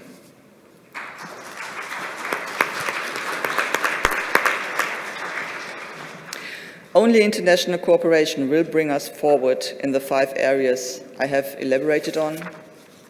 I hope this UNECE Ministerial Conference on Aging will inspire us to join forces for solidarity and equal opportunities throughout life, to leave no one behind and reach the goal of a sustainable world for all ages. Thank you very much for your attention.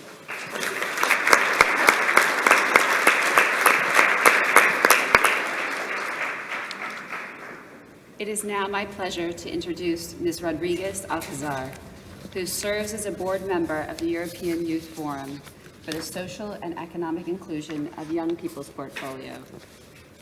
In addition, from 2018 through 2020, she was an EU Youth Dialogue country leader at the European Commission. I now turn the floor to Ms. Rodriguez Alcazar to deliver your opening remarks. Thank you, Dr. Whitman.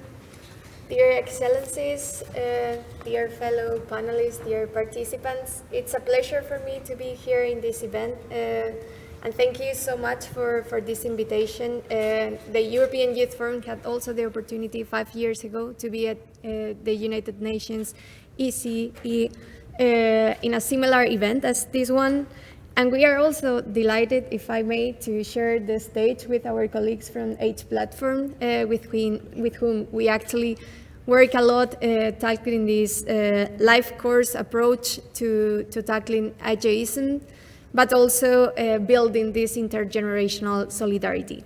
My name is Maria Rodriguez. I'm board member at the European Youth Forum, that is the largest platform of youth organizations in the world. We work in Europe, gathering together the voices of tens of millions of young people across the continent. And our membership represents young people from all the walks in life that face different situations and complex situations, and also intersectional discriminations. If you still wonder what is a representative of young people doing in a conference on ageism, I must say that the reply is really, really simple. It's crucial that we are here. It's crucial that you, in your work, take into consideration also young people, because we share a common goal, a common cause, that is tackling ageism and building intergenerational solidarity.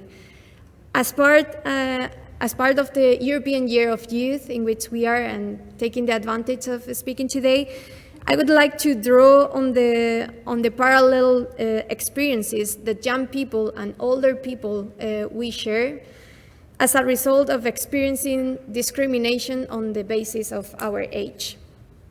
I must say that, and I also want to highlight, that this discrimination happened clearly in all aspects of our life.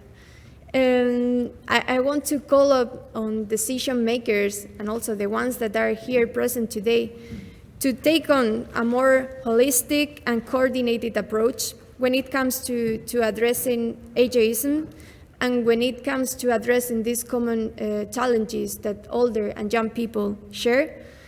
And in our view, all policies and laws must work for all people, for people from all ages. For sure, the last years have been, by no doubt, very challenging and difficult for all of us. The COVID-19 pandemic has highlighted many existing areas and has also worsening areas that are examples of existing systemic inequality. For young people, and as we show in our report that we conducted in 2021, that is beyond lockdown, the pandemic scar on young people, we conducted a survey on 5,000 young people across Europe, and what we saw is that almost 12% of young people lost their job during the pandemic at a rate 3 times faster than the general population. Almost 75% of young people reported that they were learning less during the pandemic or as a cause of the pandemic. And also nearly 2/3 of young people, so 60% of young population was experiencing anxiety, depression, or other mental well-being disorders. And we know already that after the pandemic, the cases of anxiety and depression, especially in young people, has doubled in comparison with previous years. And for sure, this impacts highly the population that is in marginalized situation.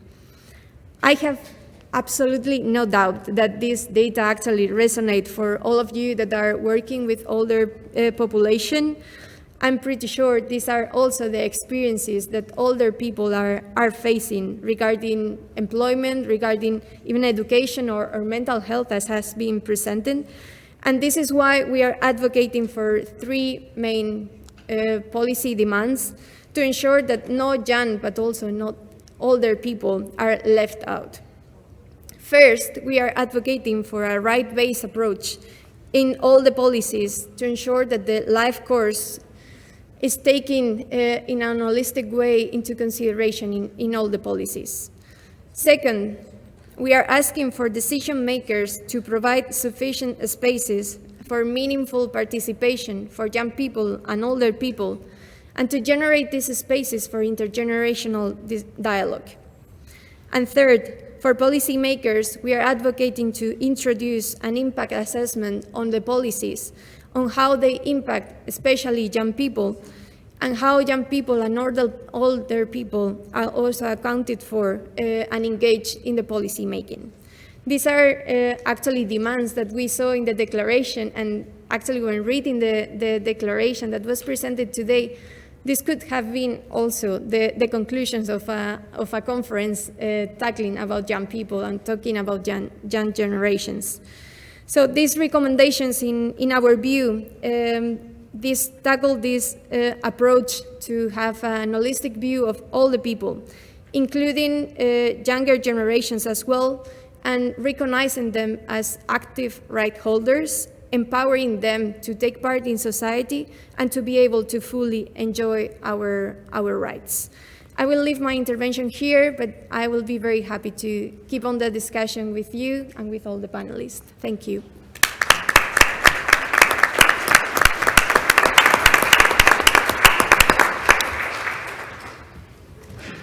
It is now my pleasure to introduce my friend, Secretary General Masha Kachoreichek of Age Platform Europe, who has the overall responsibility of managing the Age Secretariat and implementing age strategic objectives. I know from the room there are many people with pins that are your constituency, so I welcome you to speak for all of them. Thank you very much, Madam Chair, for this very kind introduction. Mesdames et Messieurs les ministres, Excellences, Mesdames et Messieurs, chers amis, collègues, je tiens particulièrement à remercier effectivement à la présence. Ladies and gentlemen, it is very important for me to thank my colleague, in particular the colleagues of the European Youth Forum. We often work together, and thanks to today's work, we can work upon common challenges, and we can join efforts for these fields. When we talk about policies on aging, the MIPA on aging is as old as our platform. We celebrated our 20th anniversary last year, and we have been very glad to be invited to this ministerial conference, which celebrates the 20th anniversary of MIPA. We thank Italian government for their invitation. We are here representing the civil society. We are here at the podium, and that shows that the dialogue of civil society is very important. This is part of the decision-making process. We all want to join actively. We want to change our welfare system. We want to change our policies on aging. So we have to express our opinion. Regardless of this analogy between our platform and MIPA, there are also other shared points. During the latest decades, Age Platform Europe stated that our platform is focused on needs throughout life with no limits for human rights. We hope that these principles are not just a basis for a new engagement of MIPA, but I hope that people, young people, old people, are the focus of our priorities, political priorities, free to make choices in terms of contribution to the society. This is the key recommendation we submitted through our letter to you, ministers. You received this document before the conference. I think that this is a key instrument to promote intergenerational dialogue. Longevity increases, ageism increases. So we have to fight against ageism, which is a taboo often, and it is not considered as seriously as other types of discriminations. Today we are talking about equality, opportunities, equalities throughout life. It is clear for all of us that different generations may have different needs, and differences may be opportunities for us. And this is a positive element because it means that it is possible to be complementary. So it is not a choice between one generation wishes, desires, needs, or the other generation's wishes and needs. It is a matter of resilience. We have to increase our resilience. We have to focus on what we share and not on the differences that exist among us. In particular, families are different and societies do not support networks among generations. Mutual understanding must be a clear-cut goal of national policies, supported by programs to raise awareness and to raise funds. When we take into account the lessons we learned during the pandemic, the challenges we had to face, both for old people and young people, we see that there are specific similarities.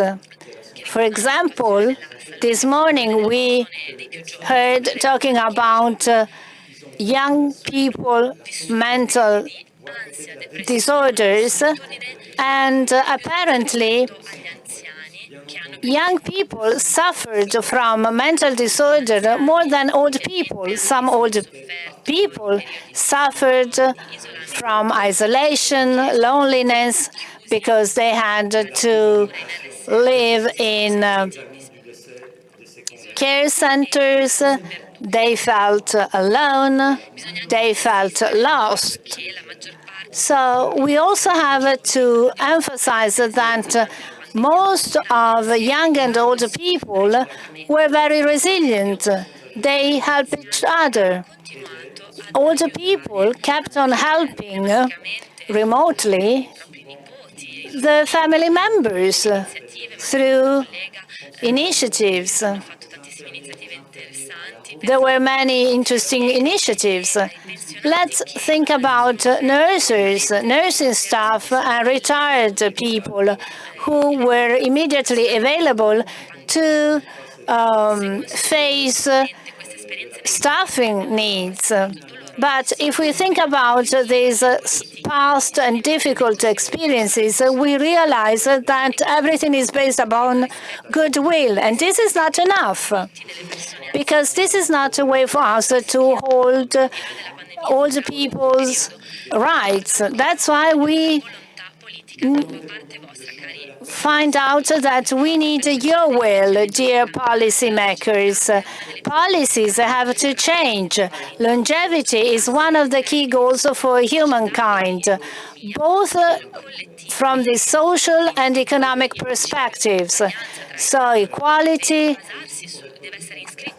among ages must be part of national laws in tangible ways, through laws, through regulations, in order to improve care, in order to strengthen the corporate commitments in the labor market. We have to fight against inequalities in the labor market, in particular gender inequalities. Maria already said that, but for young people, public action is an emergency, is a priority. We must fight against inequalities, which increases, in particular, concerning the access of education, training, employment. Young people deserve a stable life in dignity. In conclusion, I would like to ask a question. How long will we ignore that aging concerns us all closely? We all are old people. I am an old person, you are old people. We are the old people of the future. So, dear ministries, we asking you to adopt the action plan on aging based upon equality throughout life, so that young people, old people can fully live in the respect of their human rights. This principle already exists, but has to be implemented and respected fully. In addition to that, I also have another request for the Vice President of the Commission who deals with democracy. In order to achieve equality, we need a EU ambitious policy on equality at all level throughout life. Dear guests, dear colleagues, I think that if we want to have equality throughout life, worldwide, supporting tools allowing us to live a life in dignity must be legally binding. Reality shows us without a convention, a real convention, hampers us to give us our support to older people, to young people in Ukraine living under bombing, or to older people leaving their homeland. In conclusion, it has been very interesting to follow Kima Libero's work on older people. That shows that trying is not enough. We must do things in practice.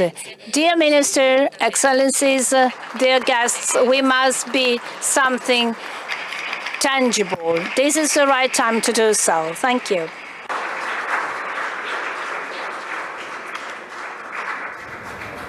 I want to thank my panelists for an incredible discussion. I think all of you heard a lot of themes were consistent across all of the speakers. We need equity. We need to address issues around caregiving and home care. We need to expand health spans. We need intergenerational solidarity. We need to address loneliness and mental health issues. And we need to eliminate ageism, both against youth and older adults. And more importantly, we need stronger protections for the human rights of older people. I wish we had more time. We were going to have a great discussion, but I hope you will come up to each of us at the coffee and ask us our 2 or 3 things that we will do. Now I turn it over to Lisa to keep us back on schedule.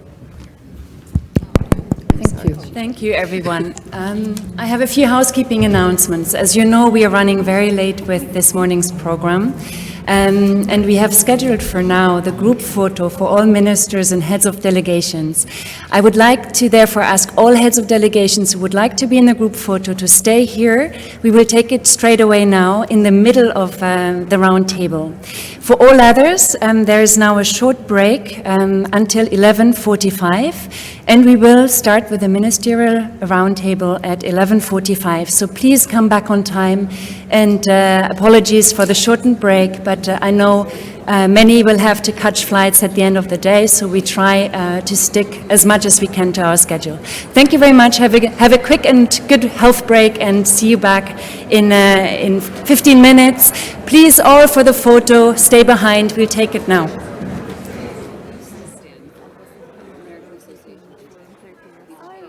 From which organization were you participating?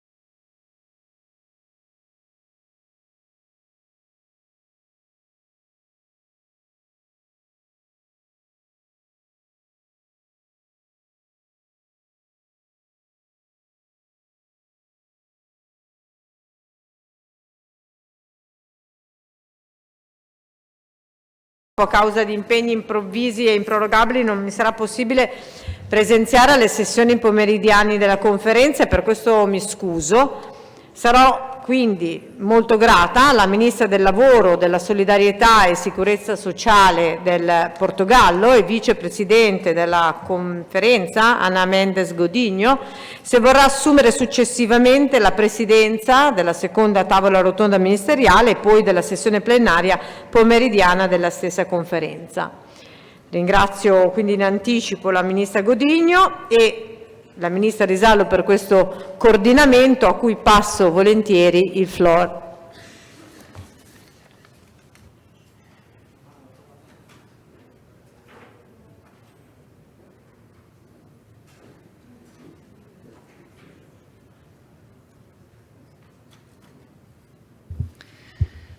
Thank you, Madam Chair, dear Executive Secretary, Ministers, Heads of Delegations, ladies and gentlemen. It's my honor and privilege to chair today's high-level roundtable on ensuring access to long-term care and support for carers and families.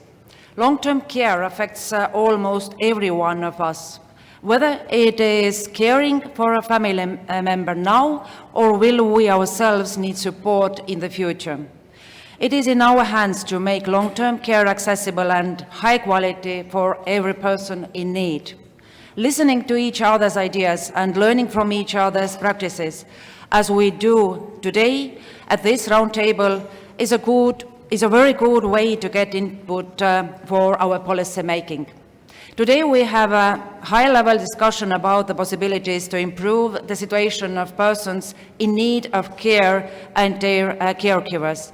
Let me start with some organizational remarks. Ministers and delegations who are included in the program of the roundtable will have 5 minutes for their introductory statements. Please stay in schedule because we run out of the schedule today anyway. Ministers and heads of delegations who have expressed their wish to speak during the discussion will have up to 3 minutes per intervention. We have with us Mrs. Amala Bauer-Refer, who is the chief of the program and on aging section of the United Nations Department of Economic and Social Affairs. She will take notes and summarize our discussion in a brief statement at the end of the roundtable. But before we get to the discussion, I feel it necessary to say that Estonia condemns in the strongest terms the ongoing military aggression of the Russian Federation against Ukraine.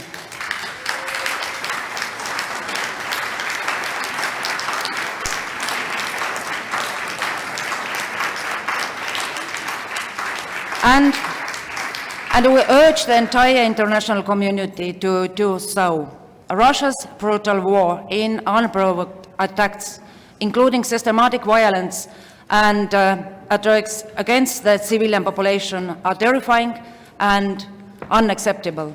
We ask all countries to show solidarity with Ukraine and stand up against the war. Thank you.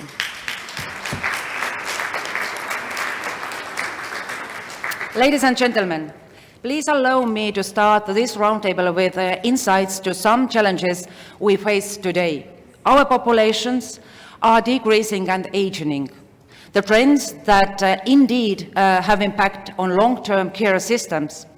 Many older people live healthy lives and contribute actively in their communities. However, we know that the need of long-term care increases with age and is especially prevalent among the very old. Although our long-term care systems are different, the challenges are similar. We are looking for ways of providing affordable and adequate access to long-term care for all in need and providing services of good quality. Our efforts are toward ensuring professional long-term care workforce with good working conditions and supporting informal carers, and finding the most sustainable financing models. in times of circling working age population and rising demand for care. The COVID-19 pandemic has put long-term care even higher on the political agenda. While developing long-term care policies, our general goal must be to enable people to live dignified and independent life in their homes for as long as possible. Everybody must be ensured to receive accessible support that improves or maintains their quality of life. Investing in the prevention of care needs, providing integrated health and social services, and using smart solutions and innovative technologies are important here.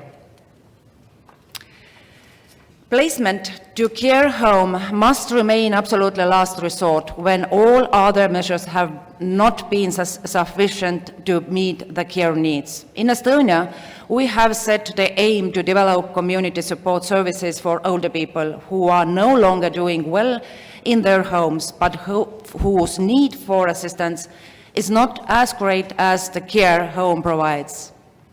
People with more complex care needs should also be under our attention. For example, people with dementia. There is little public awareness about dementia. Appropriate services are often missing for both people with dementia and their family members. In Estonia, the Dementia Competence Center provides tools and trainings for professionals. The center also organizes support groups and counseling for family members and raises general knowledge about dementia. The role of family carers can be physically and mentally challenging. It holds significant cost in the forms of lost earnings, careers, and pension entitlements. Without adequate support, informal carers may be excluded from the labor market, may have poor health, and have a higher risk of poverty and social isolation. We must also bear in mind that caregiving has a strong gender dimension, as it is primarily provided by female family members. In recent years, several countries have made advances in legally recognizing the activities of informal carers and providing targeted support. In Estonia, for example, this year we introduced the definition of long-term care for the first time in a law. This gives us legal clarity and more coherent basis to identify the need of support for people with a care burden. Currently, we are preparing legislative amendments to expand the circle of caregivers for whom social tax will be paid to give them better social guarantees, like health and pension insurance. We will also expand caregivers' opportunities to take additional leave from work. Paying long-term care, especially for institutional care, is expensive for persons and their families. It may put people with low incomes into poverty risk. There is a need for changes in the financing models. We are looking for the ways to reduce the person's own contribution and involve more public finances. Public expenditure on long-term care is projected to rise more quickly than in other social policy areas. These developments underline the need to ensure fiscal sustainability foundations for long-term care systems so that they could meet people's needs today and in the future. Therefore, where some challenges ahead of us, I believe that common discussion helps us to come up with smart and sustainable solutions. Dear participants, it is my pleasure to invite ministers and heads of delegations from the United States, Malta, Switzerland, and Turkey to the discussion. I'm happy that they gave the organizers consent to share their ideas and practices. I ask all of us to let us learn also from our failures so that anybody else do not repeat these. Without any delay, it is my pleasure to invite Mr. Edwin Walker, Deputy Assistant Secretary for Aging, Administration for Community Living from United States Department of Health and Human Services. Please, Mr. Walker, the floor is yours for 5 minutes. Thank you so very much. Good day, fellow colleagues.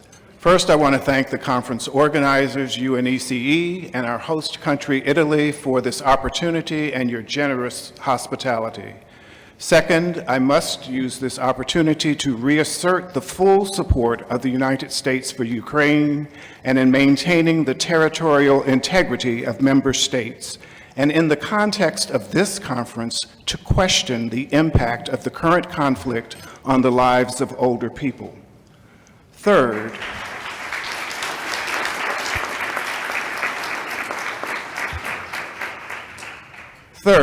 we at the Administration for Community Living, or ACL, play a critical role in advancing U.S. policies that impact older adults and people with disabilities. Our mission is to maximize the independence, well-being, health, and dignity of older adults, people with disabilities across the lifespan, and their families and caregivers. We are one of the few federal agencies that has a mandate to be visible and effective advocates on behalf of the people and communities our people serve. In the U.S., community living is viewed not only as an important policy goal, but it is a fundamentally tied principle to the nation's civil rights. We have a history of strong principles designed to focus on the rights and protections of older persons and to develop systems to achieve quality care. Yet, the COVID-19 pandemic highlighted in stark terms throughout the world where additional protections are needed. Older individuals and people with disabilities were not only most at risk, they were disproportionately impacted by severe complications and even death. As we review many of the causes, we see systemic and policy issues, but also we see issues related to ageism and age discrimination that resulted in the violation of human rights and other negative impacts on the lives of older people. So more, actually much more, must be done. Ageism is pervasive and largely unaddressed. But I'm pleased to indicate that ensuring all older persons live their lives with dignity, respect, and safety is a priority for the Biden-Harris administration. While we all desire a longer and more active life in older adulthood, this does not protect any of us from needing long-term care precipitated by illness, functional impairment, or an accident. While only 4.5% of older adults in the U.S. reside in nursing facilities, we know older adults overwhelmingly desire to receive care at home and in the community. It is well known that long-term care is largely provided by caregivers, with more than 1 in 5 people in the U.S. serving as a caregiver. Paid long-term care services and supports are financed by a variety of public and private sources, with 70% of funding coming from public sources. And at both the federal and state levels, the U.S. is working to create and fund innovative options and programs that provide non-medical services and assistance that support older adults and people with disabilities to be independent, to live where they want, with whom they want, and with full participation in their communities. For far too long, we have seen people discharged from acute medical care directly into a nursing or other type of institutional facility.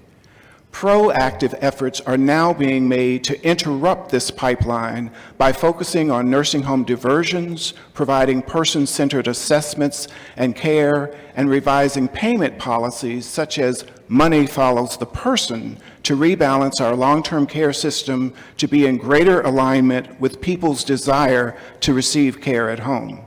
Most recently, President Biden announced a new effort to reform nursing home care that includes enhanced staffing requirements, stronger oversight, and a focus on greater quality. Successful aging in the community requires the availability of a well-trained, high-quality workforce of direct care professionals. Yet, like many countries, we are faced with challenges related to the supply of these workers and the resulting impact on the health and safety of care recipients. Later this year, we will be establishing a new National Technical Assistance Center designed to address the issues and strengthen this critical workforce. The home care providers, direct care professionals, and those often considered formal or paid caregivers are really only the tip of the iceberg we call the long-term services and support system. In the U.S., this system could not function without the considerable contributions of family and other unpaid caregivers. Right now in the U.S., approximately 54 million individuals are in the role of providing of being a family caregiver for an older adult or a person of any age with a disability. Family caregivers provide an immense contribution, perform complex medical tasks with little guidance, and often do so at significant personal cost. For the past 22 years, we have established programs in each state to provide a full range of support to approximately 900,000 caregivers a year. These caregivers indicate that without this support, they would have had to place their loved one in some form of an institution or facility. Perhaps most exciting in this area is that later this year, the U.S. will be unveiling the nation's first National Family Caregiving Strategy. This strategy is the result of 2 citizen advisory councils of professionals, researchers, administrators, and caregivers themselves who provided an in-depth assessment and review of the leading and most promising research, policy, and practice known, both domestically and globally, including from many of you.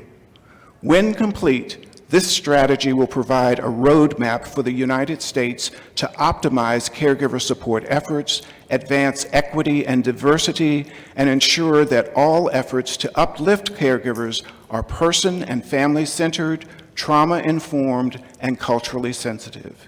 In conclusion, the United States remains committed to the goals of MIPA, and we look forward to continued implementation through the periodic reviews and appraisals, as well as other instruments and mechanisms developed to build a sustainable world for all ages. Thank you for your attention.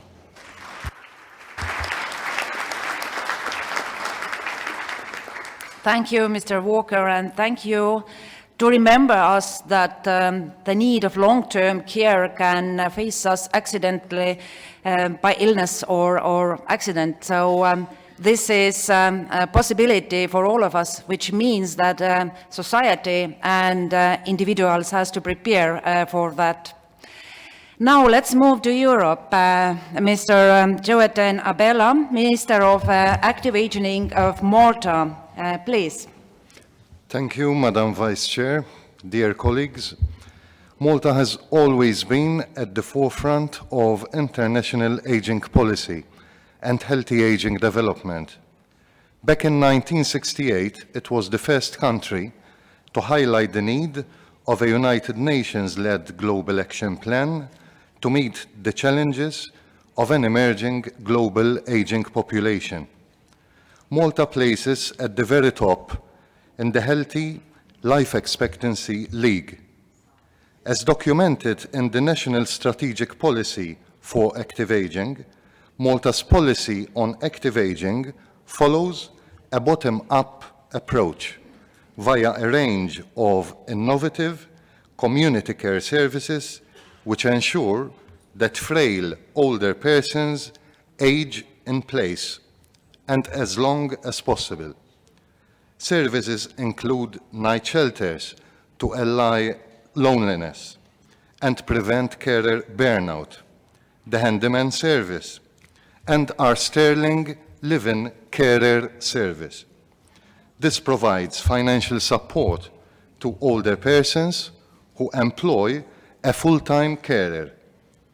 The Community Geriatrician Service provides a geriatric interdisciplinary review to homebound older persons, and even complementary carpooling taxi services. Domiciliary health amenities are varied and include nursing, occupational therapy, podiatry, physiotherapy, social work, and dental services. Older persons living with dementia and family caregivers are also at the heart of Malta's aging policy. The Ministry for Active Aging is committed to ensure higher levels of awareness, understanding of dementia, its timely diagnosis, and the provision of care pathways, most importantly, ensuring a trained workforce, and pushing research. The Dementia Intervention Team provides advice and support to persons living with dementia in their residences 24/7. Recent months also witnessed the opening of 2 new dementia daycare centers, and Malta becoming the first country to introduce iSupport, the WHO's online training tool for caregivers of people with dementia. As far as access to healthcare is concerned, Malta has a robust public healthcare system which provides complementary services to all citizens. Healthcare access for older persons is adequate both in terms of availability and affordability, as medical services are provided free of charge across all community clinics and health centers. The Ministry is now in the process of ensuring an improved transportation infrastructure in rural areas and for homebound older persons, coordinating health literacy programs for persons from lower socio-economic groups and introducing advanced care planning at community health centers. Long-term care services for older persons in Malta have experienced considerable detailed regulation, and the Ministry has established the National Social Care Standards Authority to supervise, monitor, and inspect all care homes and facilities. The Ministry is currently working on ensuring mechanisms that protect resident rights, the safety of facilities, and establishing a quality assurance committee. In the spirit of the United Nations pronouncement on leaving no one behind, in aging policy, Malta even prioritizes persons in the 4th age, who are either homebound or living in long-term care facilities, and thus unable to reach active aging hubs in our community.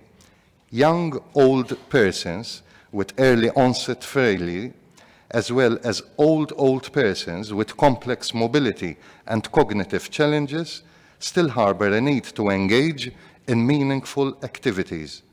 The Ministry is thus committed to widening the opportunities for 4th age learning in residential care settings and utilizing the radio and television media for housebound older persons. To conclude, the Ministry for Active Aging is committed to safeguard the rights, the responsibilities, and the contributions of older persons, whilst also highlighting the heterogeneous character of later life by embedding active aging in the language of diversity, inequality, and social justice. The appeal of this policy is that it combines the humanitarian aspects of aging with the developmental issues to ensure the health and the dignity of people as they age. I look to continue working in the field of aging to protect the dignity and the autonomy of older persons, whilst also upholding and promoting the rights of older persons. Thank you.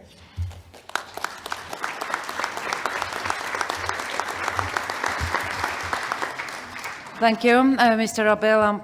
We all know, or experts know, that long-term care is not totally preventable, but we can push forward the need. And even dementia is something we can avoid or push forward with good prevention, but it's important to recognize the people in need in the starting point, and the public awareness is very important. Thank you for pointing out that.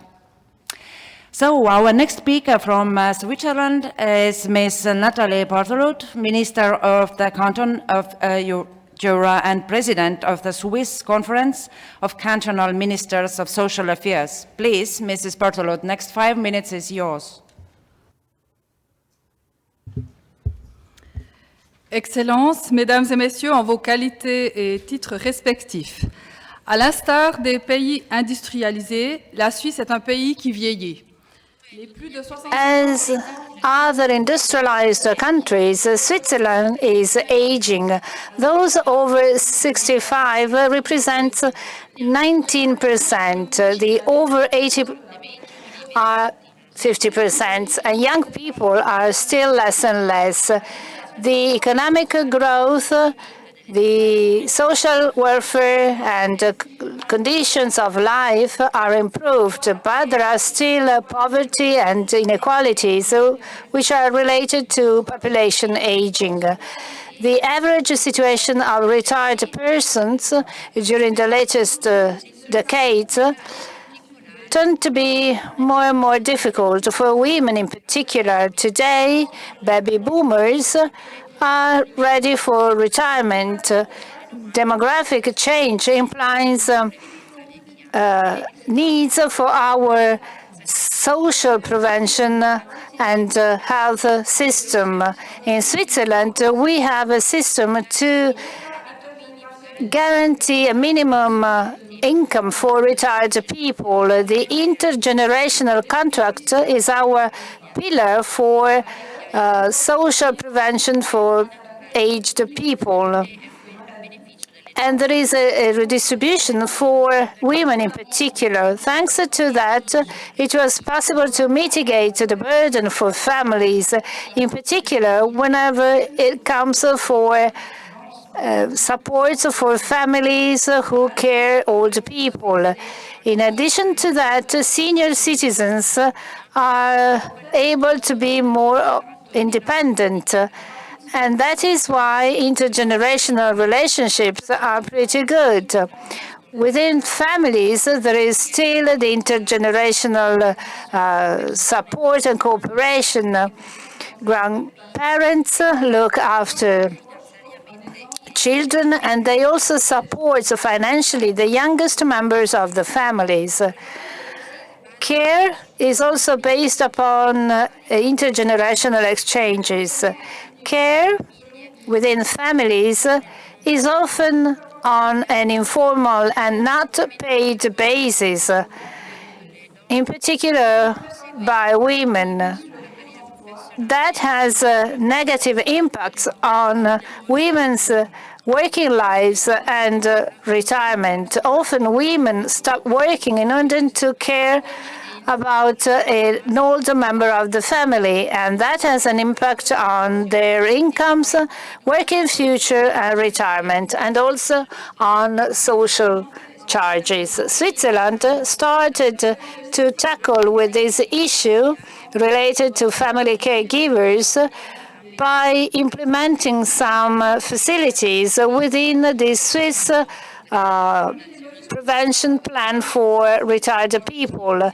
Through this plan, it is possible for us to analyze their needs. As for women, there are aids for people caring of children or an older person who is not independent.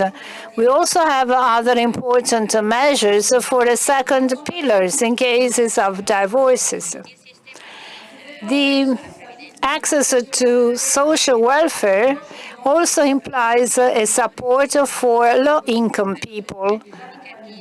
Caregivers, families are entitled to receive subsidies, support, counseling by volunteering organizations as well. Fighting against inequalities is a way for us to pave the way for a sustainable policy for future generations. Within this context, it is of paramount importance for public authorities to guarantee the respect of human rights. Each of us can decide to keep on living independently while aging without decreasing family solidarity. Don't forget that the fact that we are living longer is tightly connected with the improving of qualities of life. Active participation of older people to the community lives implies social and economic opportunities. In Switzerland, we have several analyses proving that. Valerie Hugenberg, a member of our delegation, supported the development of a policy to improve aging conditions of people. At the same time, the target is to integrate old people within the decision-making process. I thank the organizers, the Italian government, and I hope to keep on working this way in the future. Thank you for your attention. Thank you for pointing out supporting family members, especially women who are more forced to stay at home with family members who are in need of care. And the economical independence of elderly people, it's very, very important. Thank you. Now we are going forward to Turkey. Please, Minister of Family and Social Services, Mrs. Teria Yanik, the floor is yours. Thank you, Madam Chair. Thank you. Honorable Ministers, distinguished guests, esteemed delegates, ladies and gentlemen. First of all, I want to express my gratitude to UNECE for organizing this meaningful conference. I believe that it will be a productive event with valuable contribution of all participants. Esteemed guests, depending on the developments in health, social work and technology in the last 20 years in Turkey, life expectancy has increased while the birth rate has decreased prominently. The demographic transformation has been speeding up in Turkey as well as Europe and the world. The rate of older persons has increased from 7.2% in 2000 to 9.7% by the end of 2021. The percentage of old-age population has increased by 24% the last 5 years, which is putting Turkey among the most rapidly aging countries. The average life expectancy at birth is 78 years, and the median age is 33.1 in 2021. The ratio of older population is expected to keep the increasing trend, and in 60 years, every 1 person in 4 is expected to be 65 years and older. Accordingly, our approach for long-term care has been structured based on our current demographic structure by also considering the future population projections. Distinguished guests, this demographic transition process that Turkey has been experiencing led us to revise the policy and services on aging in the recent years. The national policy of Turkey on aging has been shaped to enable older persons a wide range of movement area within the framework of active and healthy aging, within the family integrity, and by maintaining their ties with social life. To achieve the same, different types of services such as long-term care, social support services, social security, and social assistances are conducted coordinately and complementarily. Distinguished guests, the main purpose of long-term care services for older persons in Turkey is to facilitate the transition to physical, mental, and psychosocial change experienced in old age. In this context, the care policies aim to provide a model in which people receive care support alongside their families and relatives, integrated with social life instead of relying mostly on the institutional care services by accepting aging in place and self-determination as a right. It is also aimed to increase the independent living skills of older persons and support them to spend quality life.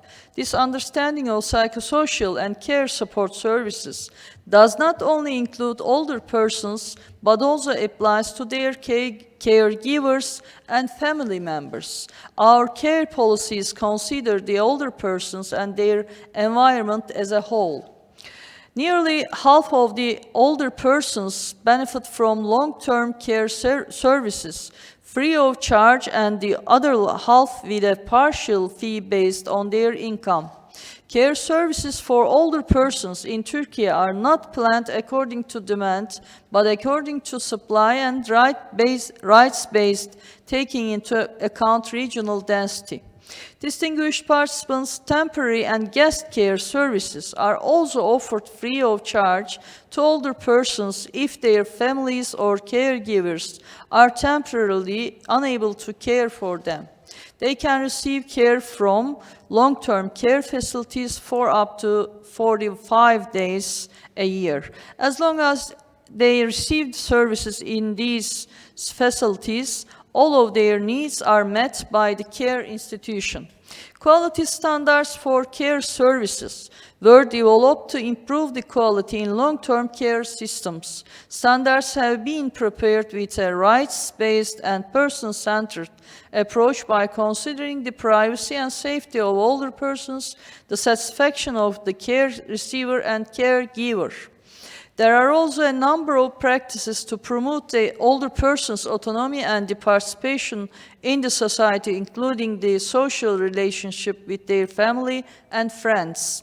In this context, in addition to long-term institutional care, home care support services, home health care services, home care allowance, daycare services, consultancy services, old age pension, benefits in kind and in cash, support in assistive technology, tax exemptions and derogations, and free or discounted travel opportunities are provided by the states. Esteemed participants, due to the cultural and social structure in Turkey, our recent research showed that the older persons want to be cared for by their family members, and younger generations also want to take care of their older family members themselves. At this point, one of these services offered both to support caregiving families and to encourage intergenerational solidarity among family members is the home care allowance. Monthly payment is provided to family members to provide care to persons with disabilities and older persons in need of care and in economic and social deprivation. Daycare and home care support services have been provided in coordination with municipalities as well. In order to support, strengthen, ensure standardization, and expand the services of local governments for older persons, Elderly Support Program has been put into practice since 2016. It is a project-based support program that aims to raise awareness about aging by activating local dynamics to support older persons in their own home environment and to prevent their isolation from social life. Distinguished guests, besides the different types of care services, social assistance, such as old age pension, are also provided for older persons that aim to financially support the most vulnerable groups among the older persons and to enable them to continue their lives within the conditions worthy of human dignity. Moreover, there are ongoing projects that are carried out to expand and strengthen community-based care services.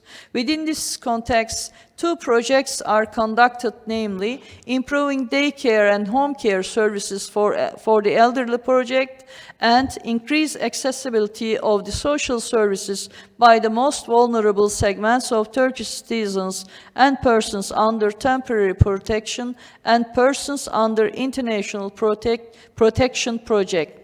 Distinguished participants, based on our national aging policy, we aim to expand long-term care services in a way that responds to diverse and evolving needs of the population.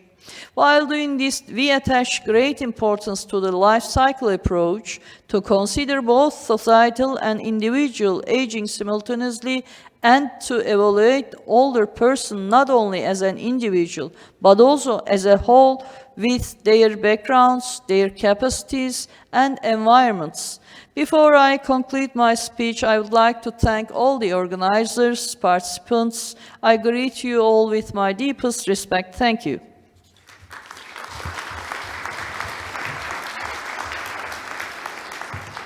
Thank you, Ms. Janik, and thank you for your attention to the psychosocial aspect of older people and also caregivers. For sure, COVID-19 affected all of us, and especially older people who live at their homes, and still affecting the isolation our people and elderly people. Thank you, but now it's time to open the discussion. And I have at least 4 countries here. So first I would like to give the floor to Ms. Mary Butler. She's the Minister of Mental Health and Older People from Ireland. Thank you very much. Distinguished guests and colleagues, can I firstly thank the Italian government for hosting this conference and for the warm welcome we have all received here today and yesterday. I have the honour to speak to you on behalf of the Government of Ireland as Minister for Mental Health and Older People. Our world is ageing rapidly. People are living longer lives and the number of older people in the total population is growing, but this is something we need to celebrate. The successes achieved by so many countries in improving health and extending life expectancy should be acknowledged and celebrated. In Ireland, in 20 short years, over 65s will represent 20% of the total population. As a country, we know that we need to put the correct measures in place. We are planning for a sustainable future, and as we speak, Ireland is examining the strategic workforce challenges associated with frontline carer roles in home support and nursing homes. A cross-departmental strategic workforce advisory group has been established to examine recruitment, retention, training, pay and conditions, and the career development of frontline carers. As a government, we are committed to ensuring carers and families are properly recognised, they're supported, and they're empowered. It is important that we take actions now to ensure we have a robust network of carers to support our ageing population. In keeping with the Madrid International Plan of Action on Ageing, our government policy in Ireland is to support older people to live in dignity and independence in their own homes and communities for as long as possible, with the correct wraparound supports. This accords with the wishes of most older people.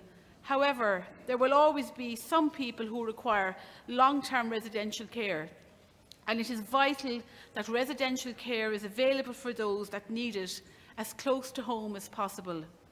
We have a national scheme of financial support for all those requiring long-term residential care. The Nursing Home Support Scheme is a means-tested scheme of financial assistance for those who need long-term nursing home care, whereby participants contribute to the cost of their care according to their means, while the state pays the balance of the cost. The aim of this scheme is to ensure that long-term nursing home care is accessible and affordable to everyone. We cannot overlook the needs of older people if we are to build inclusive, resilient and age-friendly societies that support the implementation of the Madrid International Plan of Action on Ageing. We shoulder a collective responsibility. And I would just like to say, I would like to stand with colleagues and acknowledge our Ukrainian neighbours, and especially think today of older people living in Ukraine. That is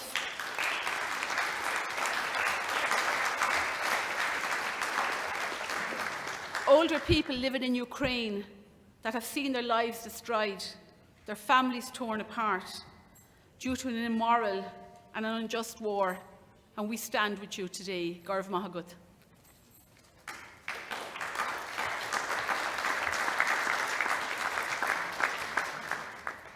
Thank you, Ms. Butler.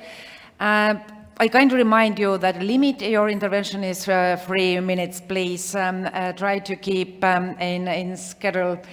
And the next intervention is coming from Germany, Ms. Lisa Boos, Federal Minister of Family Affairs, Senior Citizens, Women and Youth of Germany. Please, Mrs. Boos. Thank you very much.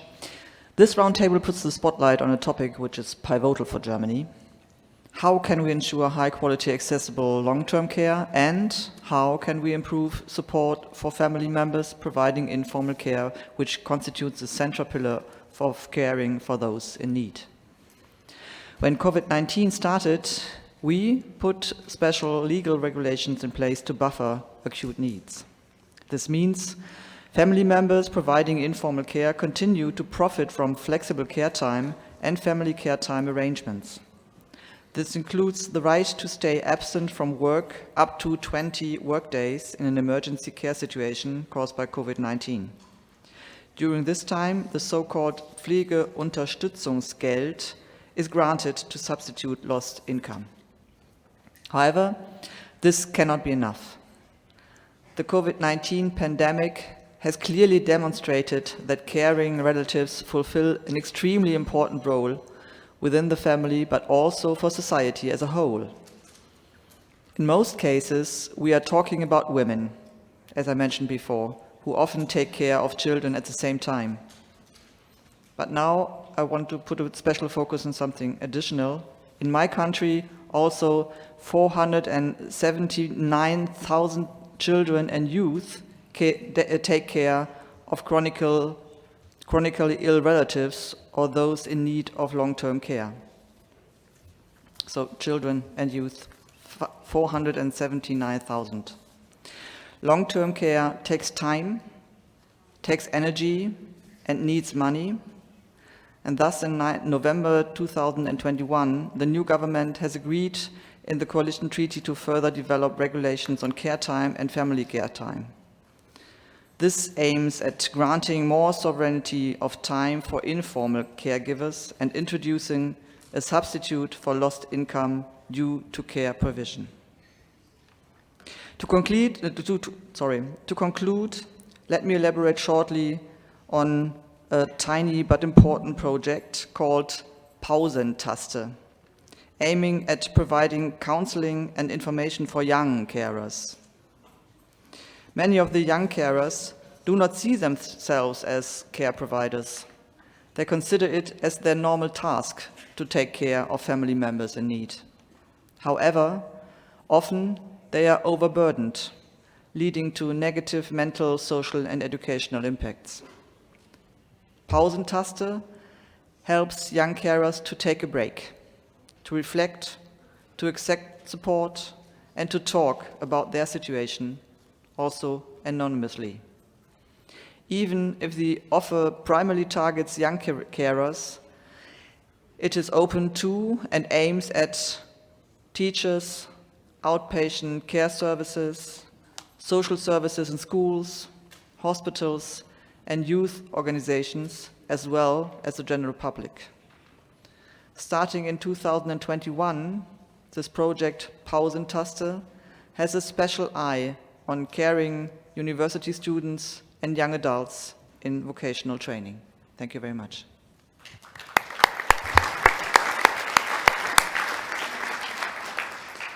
Thank you, Ms. Boos, for the additional remarks. And I really support that we have to remember children are the target group as well as the elderly people.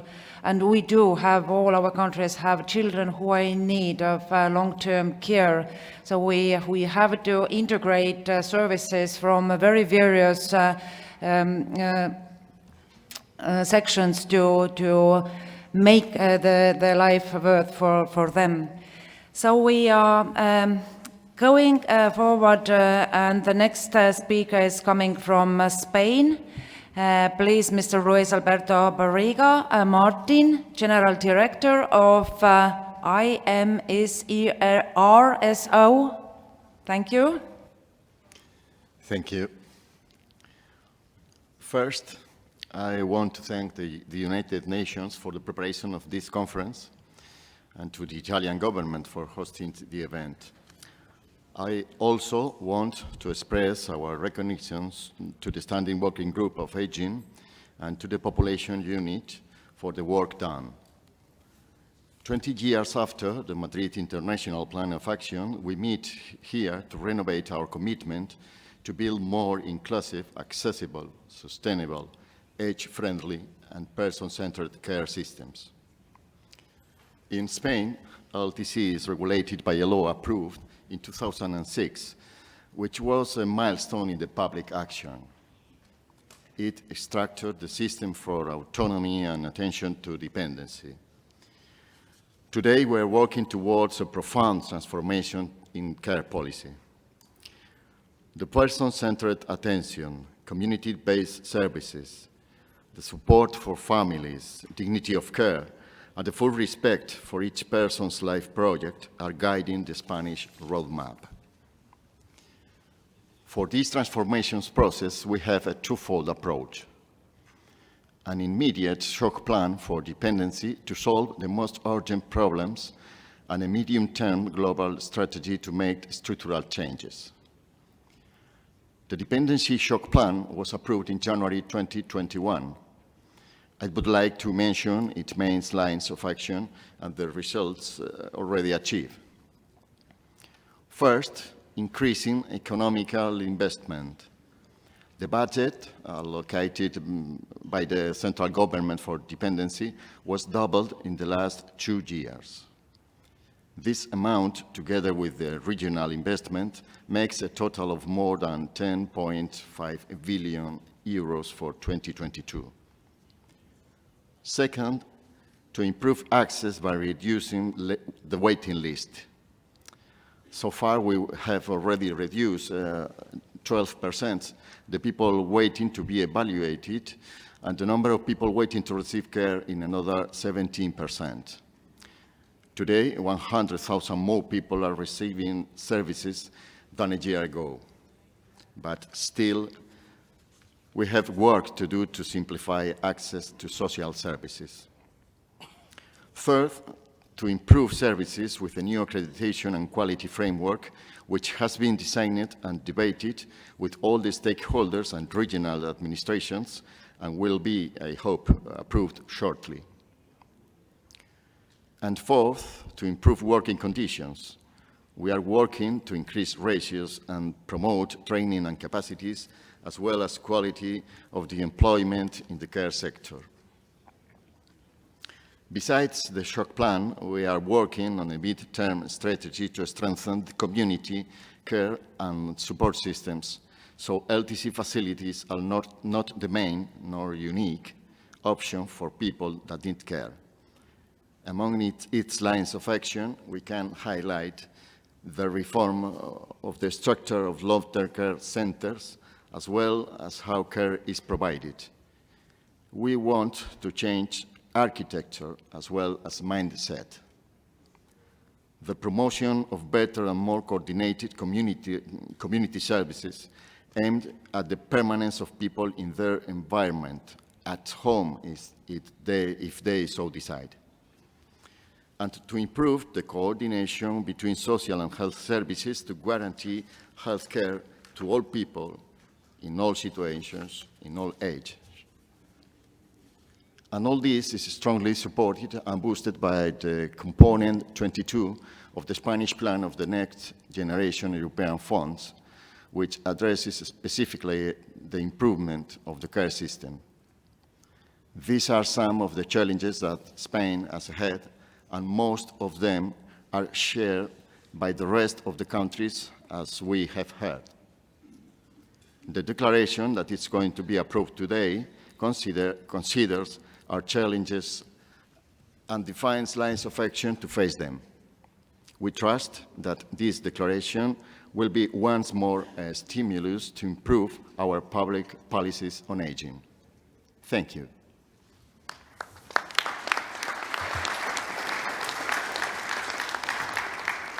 Thank you, Mr. Martin. And now we are moving on with France. Ms. Virginie Lasserre, General Director of Social Cohesion at the Ministry of Solidarity and Health. Please, the floor is yours. And please keep in mind 3 minutes. Thank you. Merci beaucoup, Mesdames et Messieurs les ministres. Thank you very much. Ladies and gentlemen, dear guests, the health crisis because of COVID-19 proved the fragility of older people in terms of health and social problems. Older people need care, and that need will increase given the demographic changes.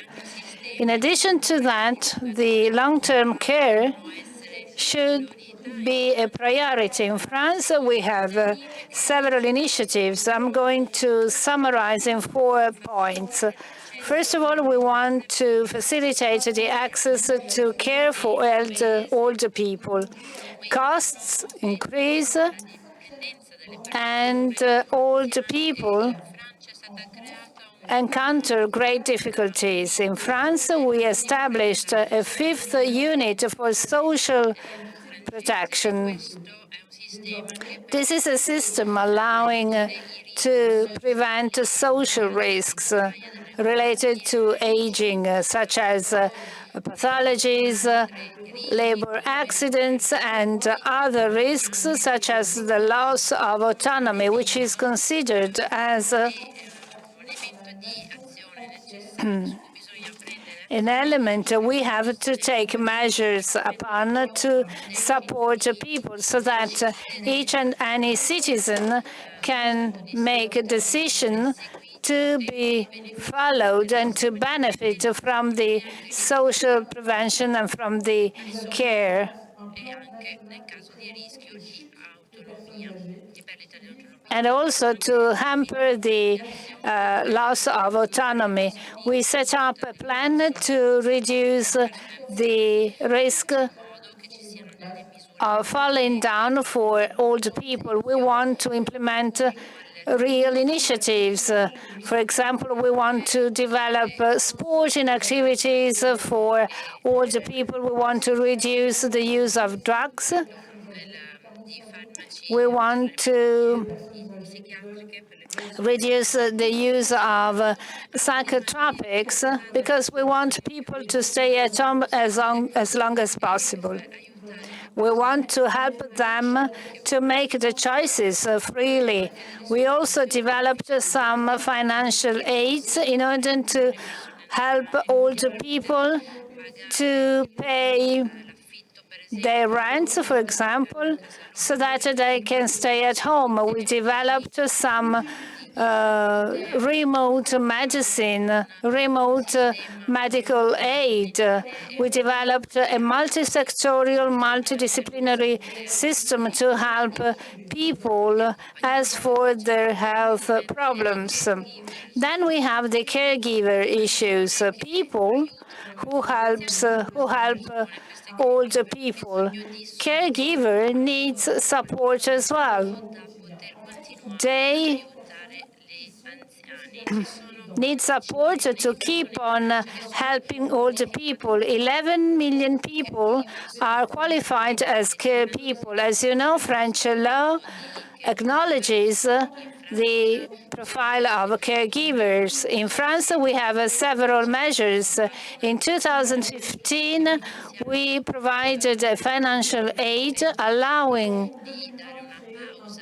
caregivers to stop this activity for a while. So we developed the so-called respite care. So caregivers are entitled to holidays, for example. So we want to help and follow young caregivers as well as aging caregivers. All the public policies in France are developed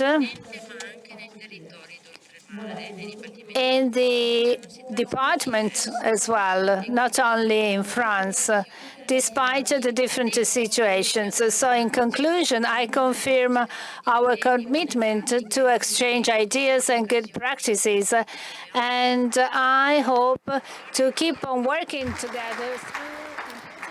Thank you, Ms. Lassier. And as we are very late with the agenda and lunch is waiting for all of us, then I will give the floor to Greece before we are summarizing. And I really hope that in the next roundtable, you have a possibility to have a speech and make interventions. But now, Mr. Georgios Stamantis, Secretary General for Social Solidarity and Fight Against Poverty, Minister of Labour and Social Affairs of Greece. Please, the next 3 minutes is yours. Thank you. Thank you. Population aging is a fact, and also in Greece has a serious social and economic implication, increasing the demand for long-term care services. Our role as a politician is to ensure with the specific policies the well-being of our oldest co-citizens and their careers, and I am sure that living from this conference will have this role more strongly. Greece has long established public system for providing long-term care to the elderly people. As regards policies which relate to the 3 priority goals agreed in Lisbon, Greece provides for both care services and income support programs. But our focus now is to promote autonomy and independent living. To this end, as highlighted in the 2009 European Union long-term care reports, home care is the preferred type of care, and together with the community care, they should be prioritized our institution care. Besides, it is considered more cost-effective comparing to institution care. In order to promote home care and to enhance autonomy and independent living, the Ministry of Labour and Social Affairs in Greece developed a project to reform the social care services for the elderly in Greece with support of the European Commission and the expertise of the World Bank. The COVID-19 pandemic saw us, the governments should always be on guard to take immediate actions during crisis. For the Greek government, the protection for the elderly was first priority. They were vaccinated first. We hid more personnel in the public institution and took strong measures to prohibit visits in the nursing homes.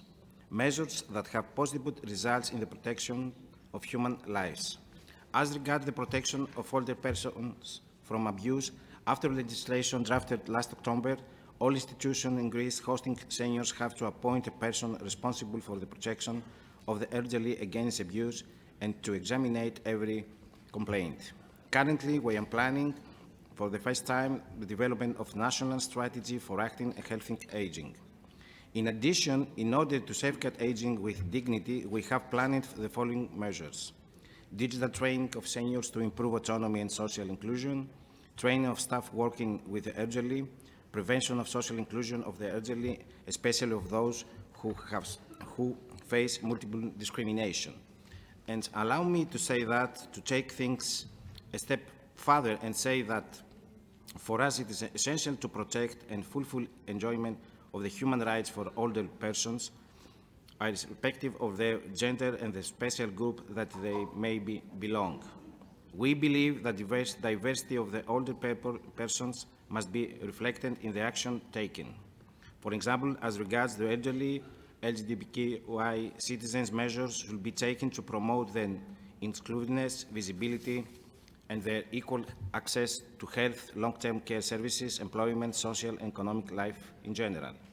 We should face the issue of removing stereotypes and discrimination against the elderly in considering a holistic way. Thank you for your attention.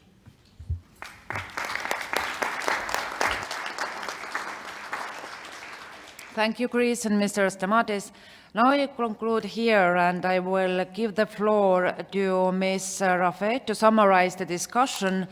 And after that, we should move to the lunch. Please, Ms. Raffet.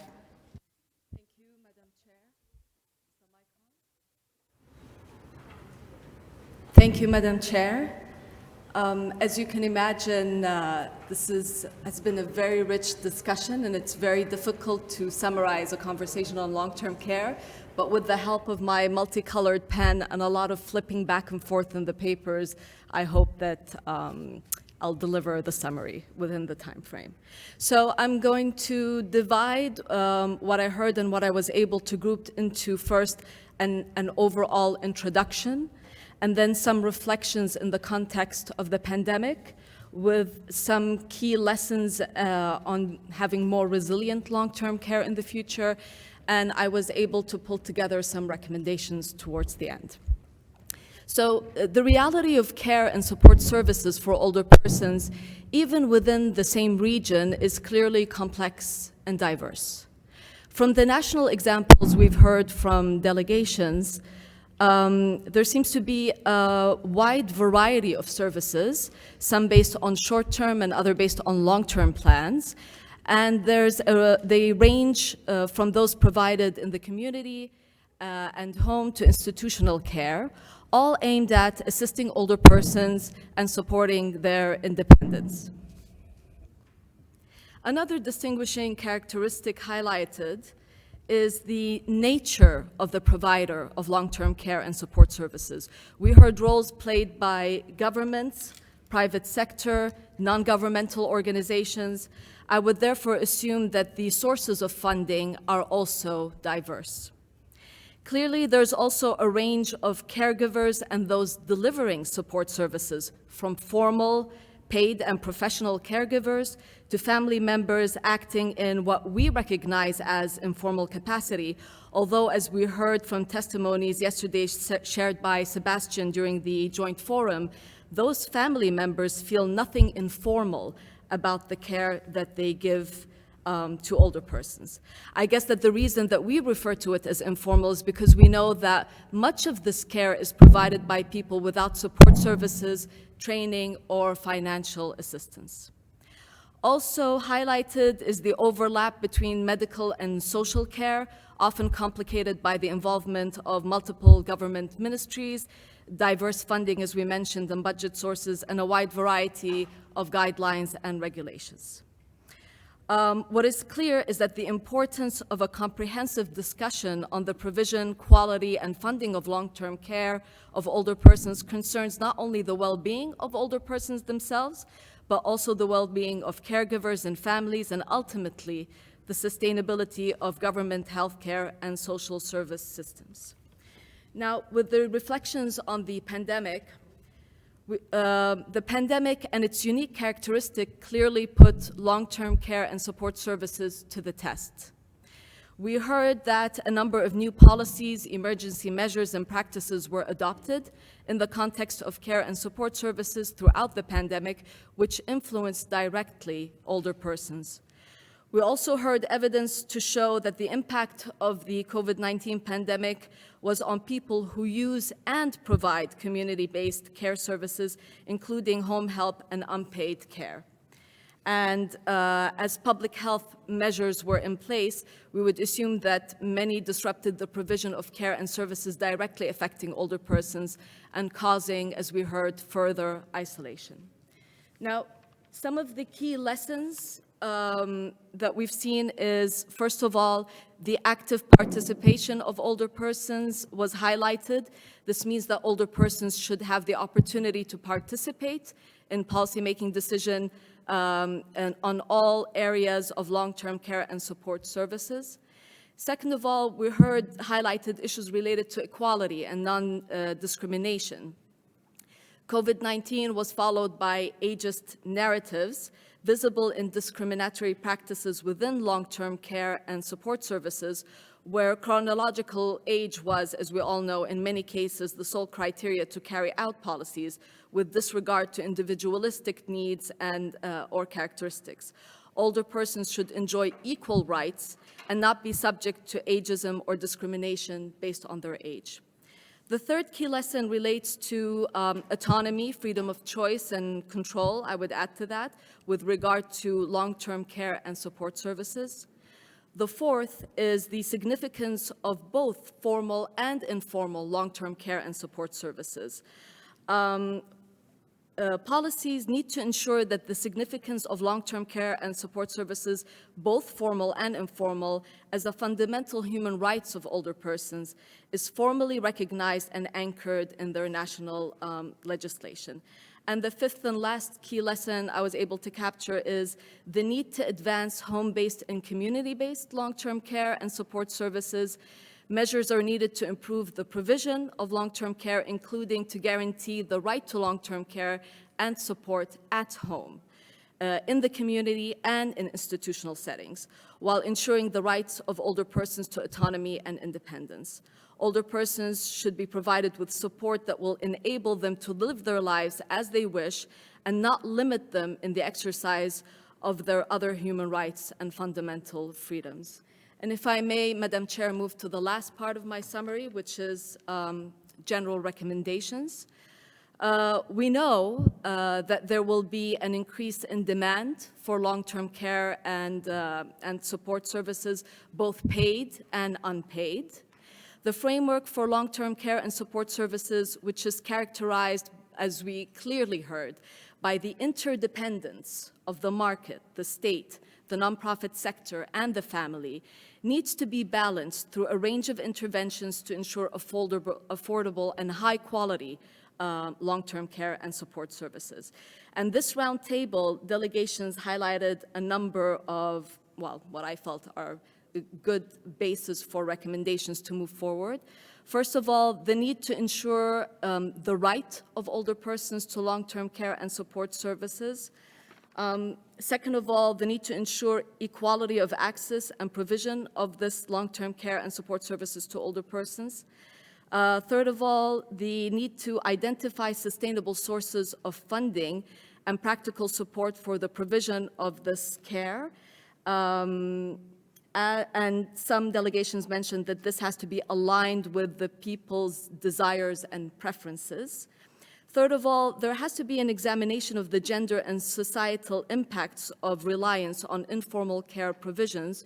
We heard delegations highlight intergenerational relationships and exchanges, and the need to reduce the burden and negative consequences of unpaid care work, which disproportionately affects women by tackling gender and age stereotypes of care work, promoting the sharing of care responsibilities, and expanding access, as we heard, to respite care, supportive public services, including pensions and social protection.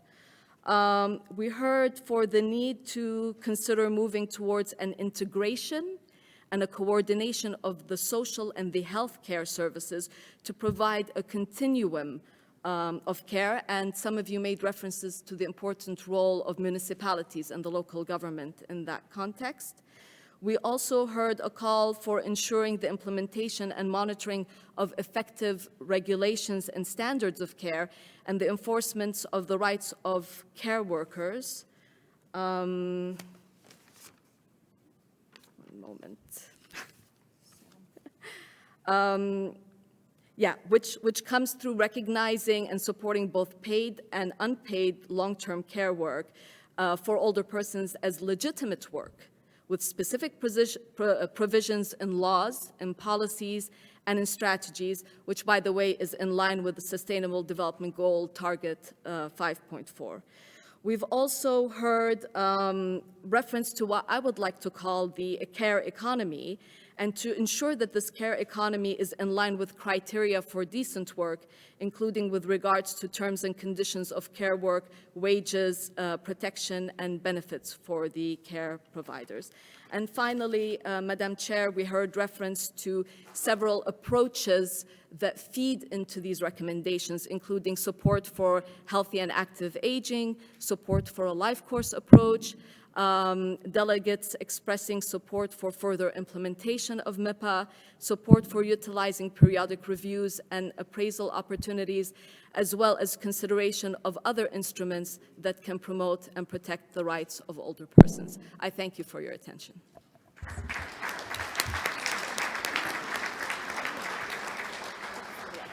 Thank you for our rapporteur, Ms. Rafael.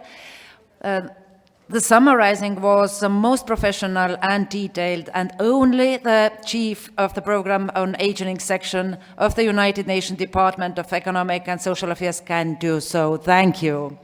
But I would like to thank all ministers, heads of delegations and participants for interventions and good ideas. We are working together for the elderly people, but not only, because we know that long-term care is much more than elderly people, and this is also caregivers and younger people in need of help. So thank you for your interventions, and I draw your attention that we will have 3 parallel events going on right now. You can find the coordination of aging policies in Italy, but also policies and human rights mechanism, and combating elder abuse. They are starting in 15 minutes, yes. So we are gathering here in the plenary hall at 3 o'clock. So there will be start the second ministerial roundtable, and I really hope those countries who couldn't have a speech yet can do so at 3 o'clock. And now I ask you to join the lunch. Ministers and head of delegations, you have invitation on your table. Please join the Secretary and delegation of Italy at the Moese dining room. Thank you.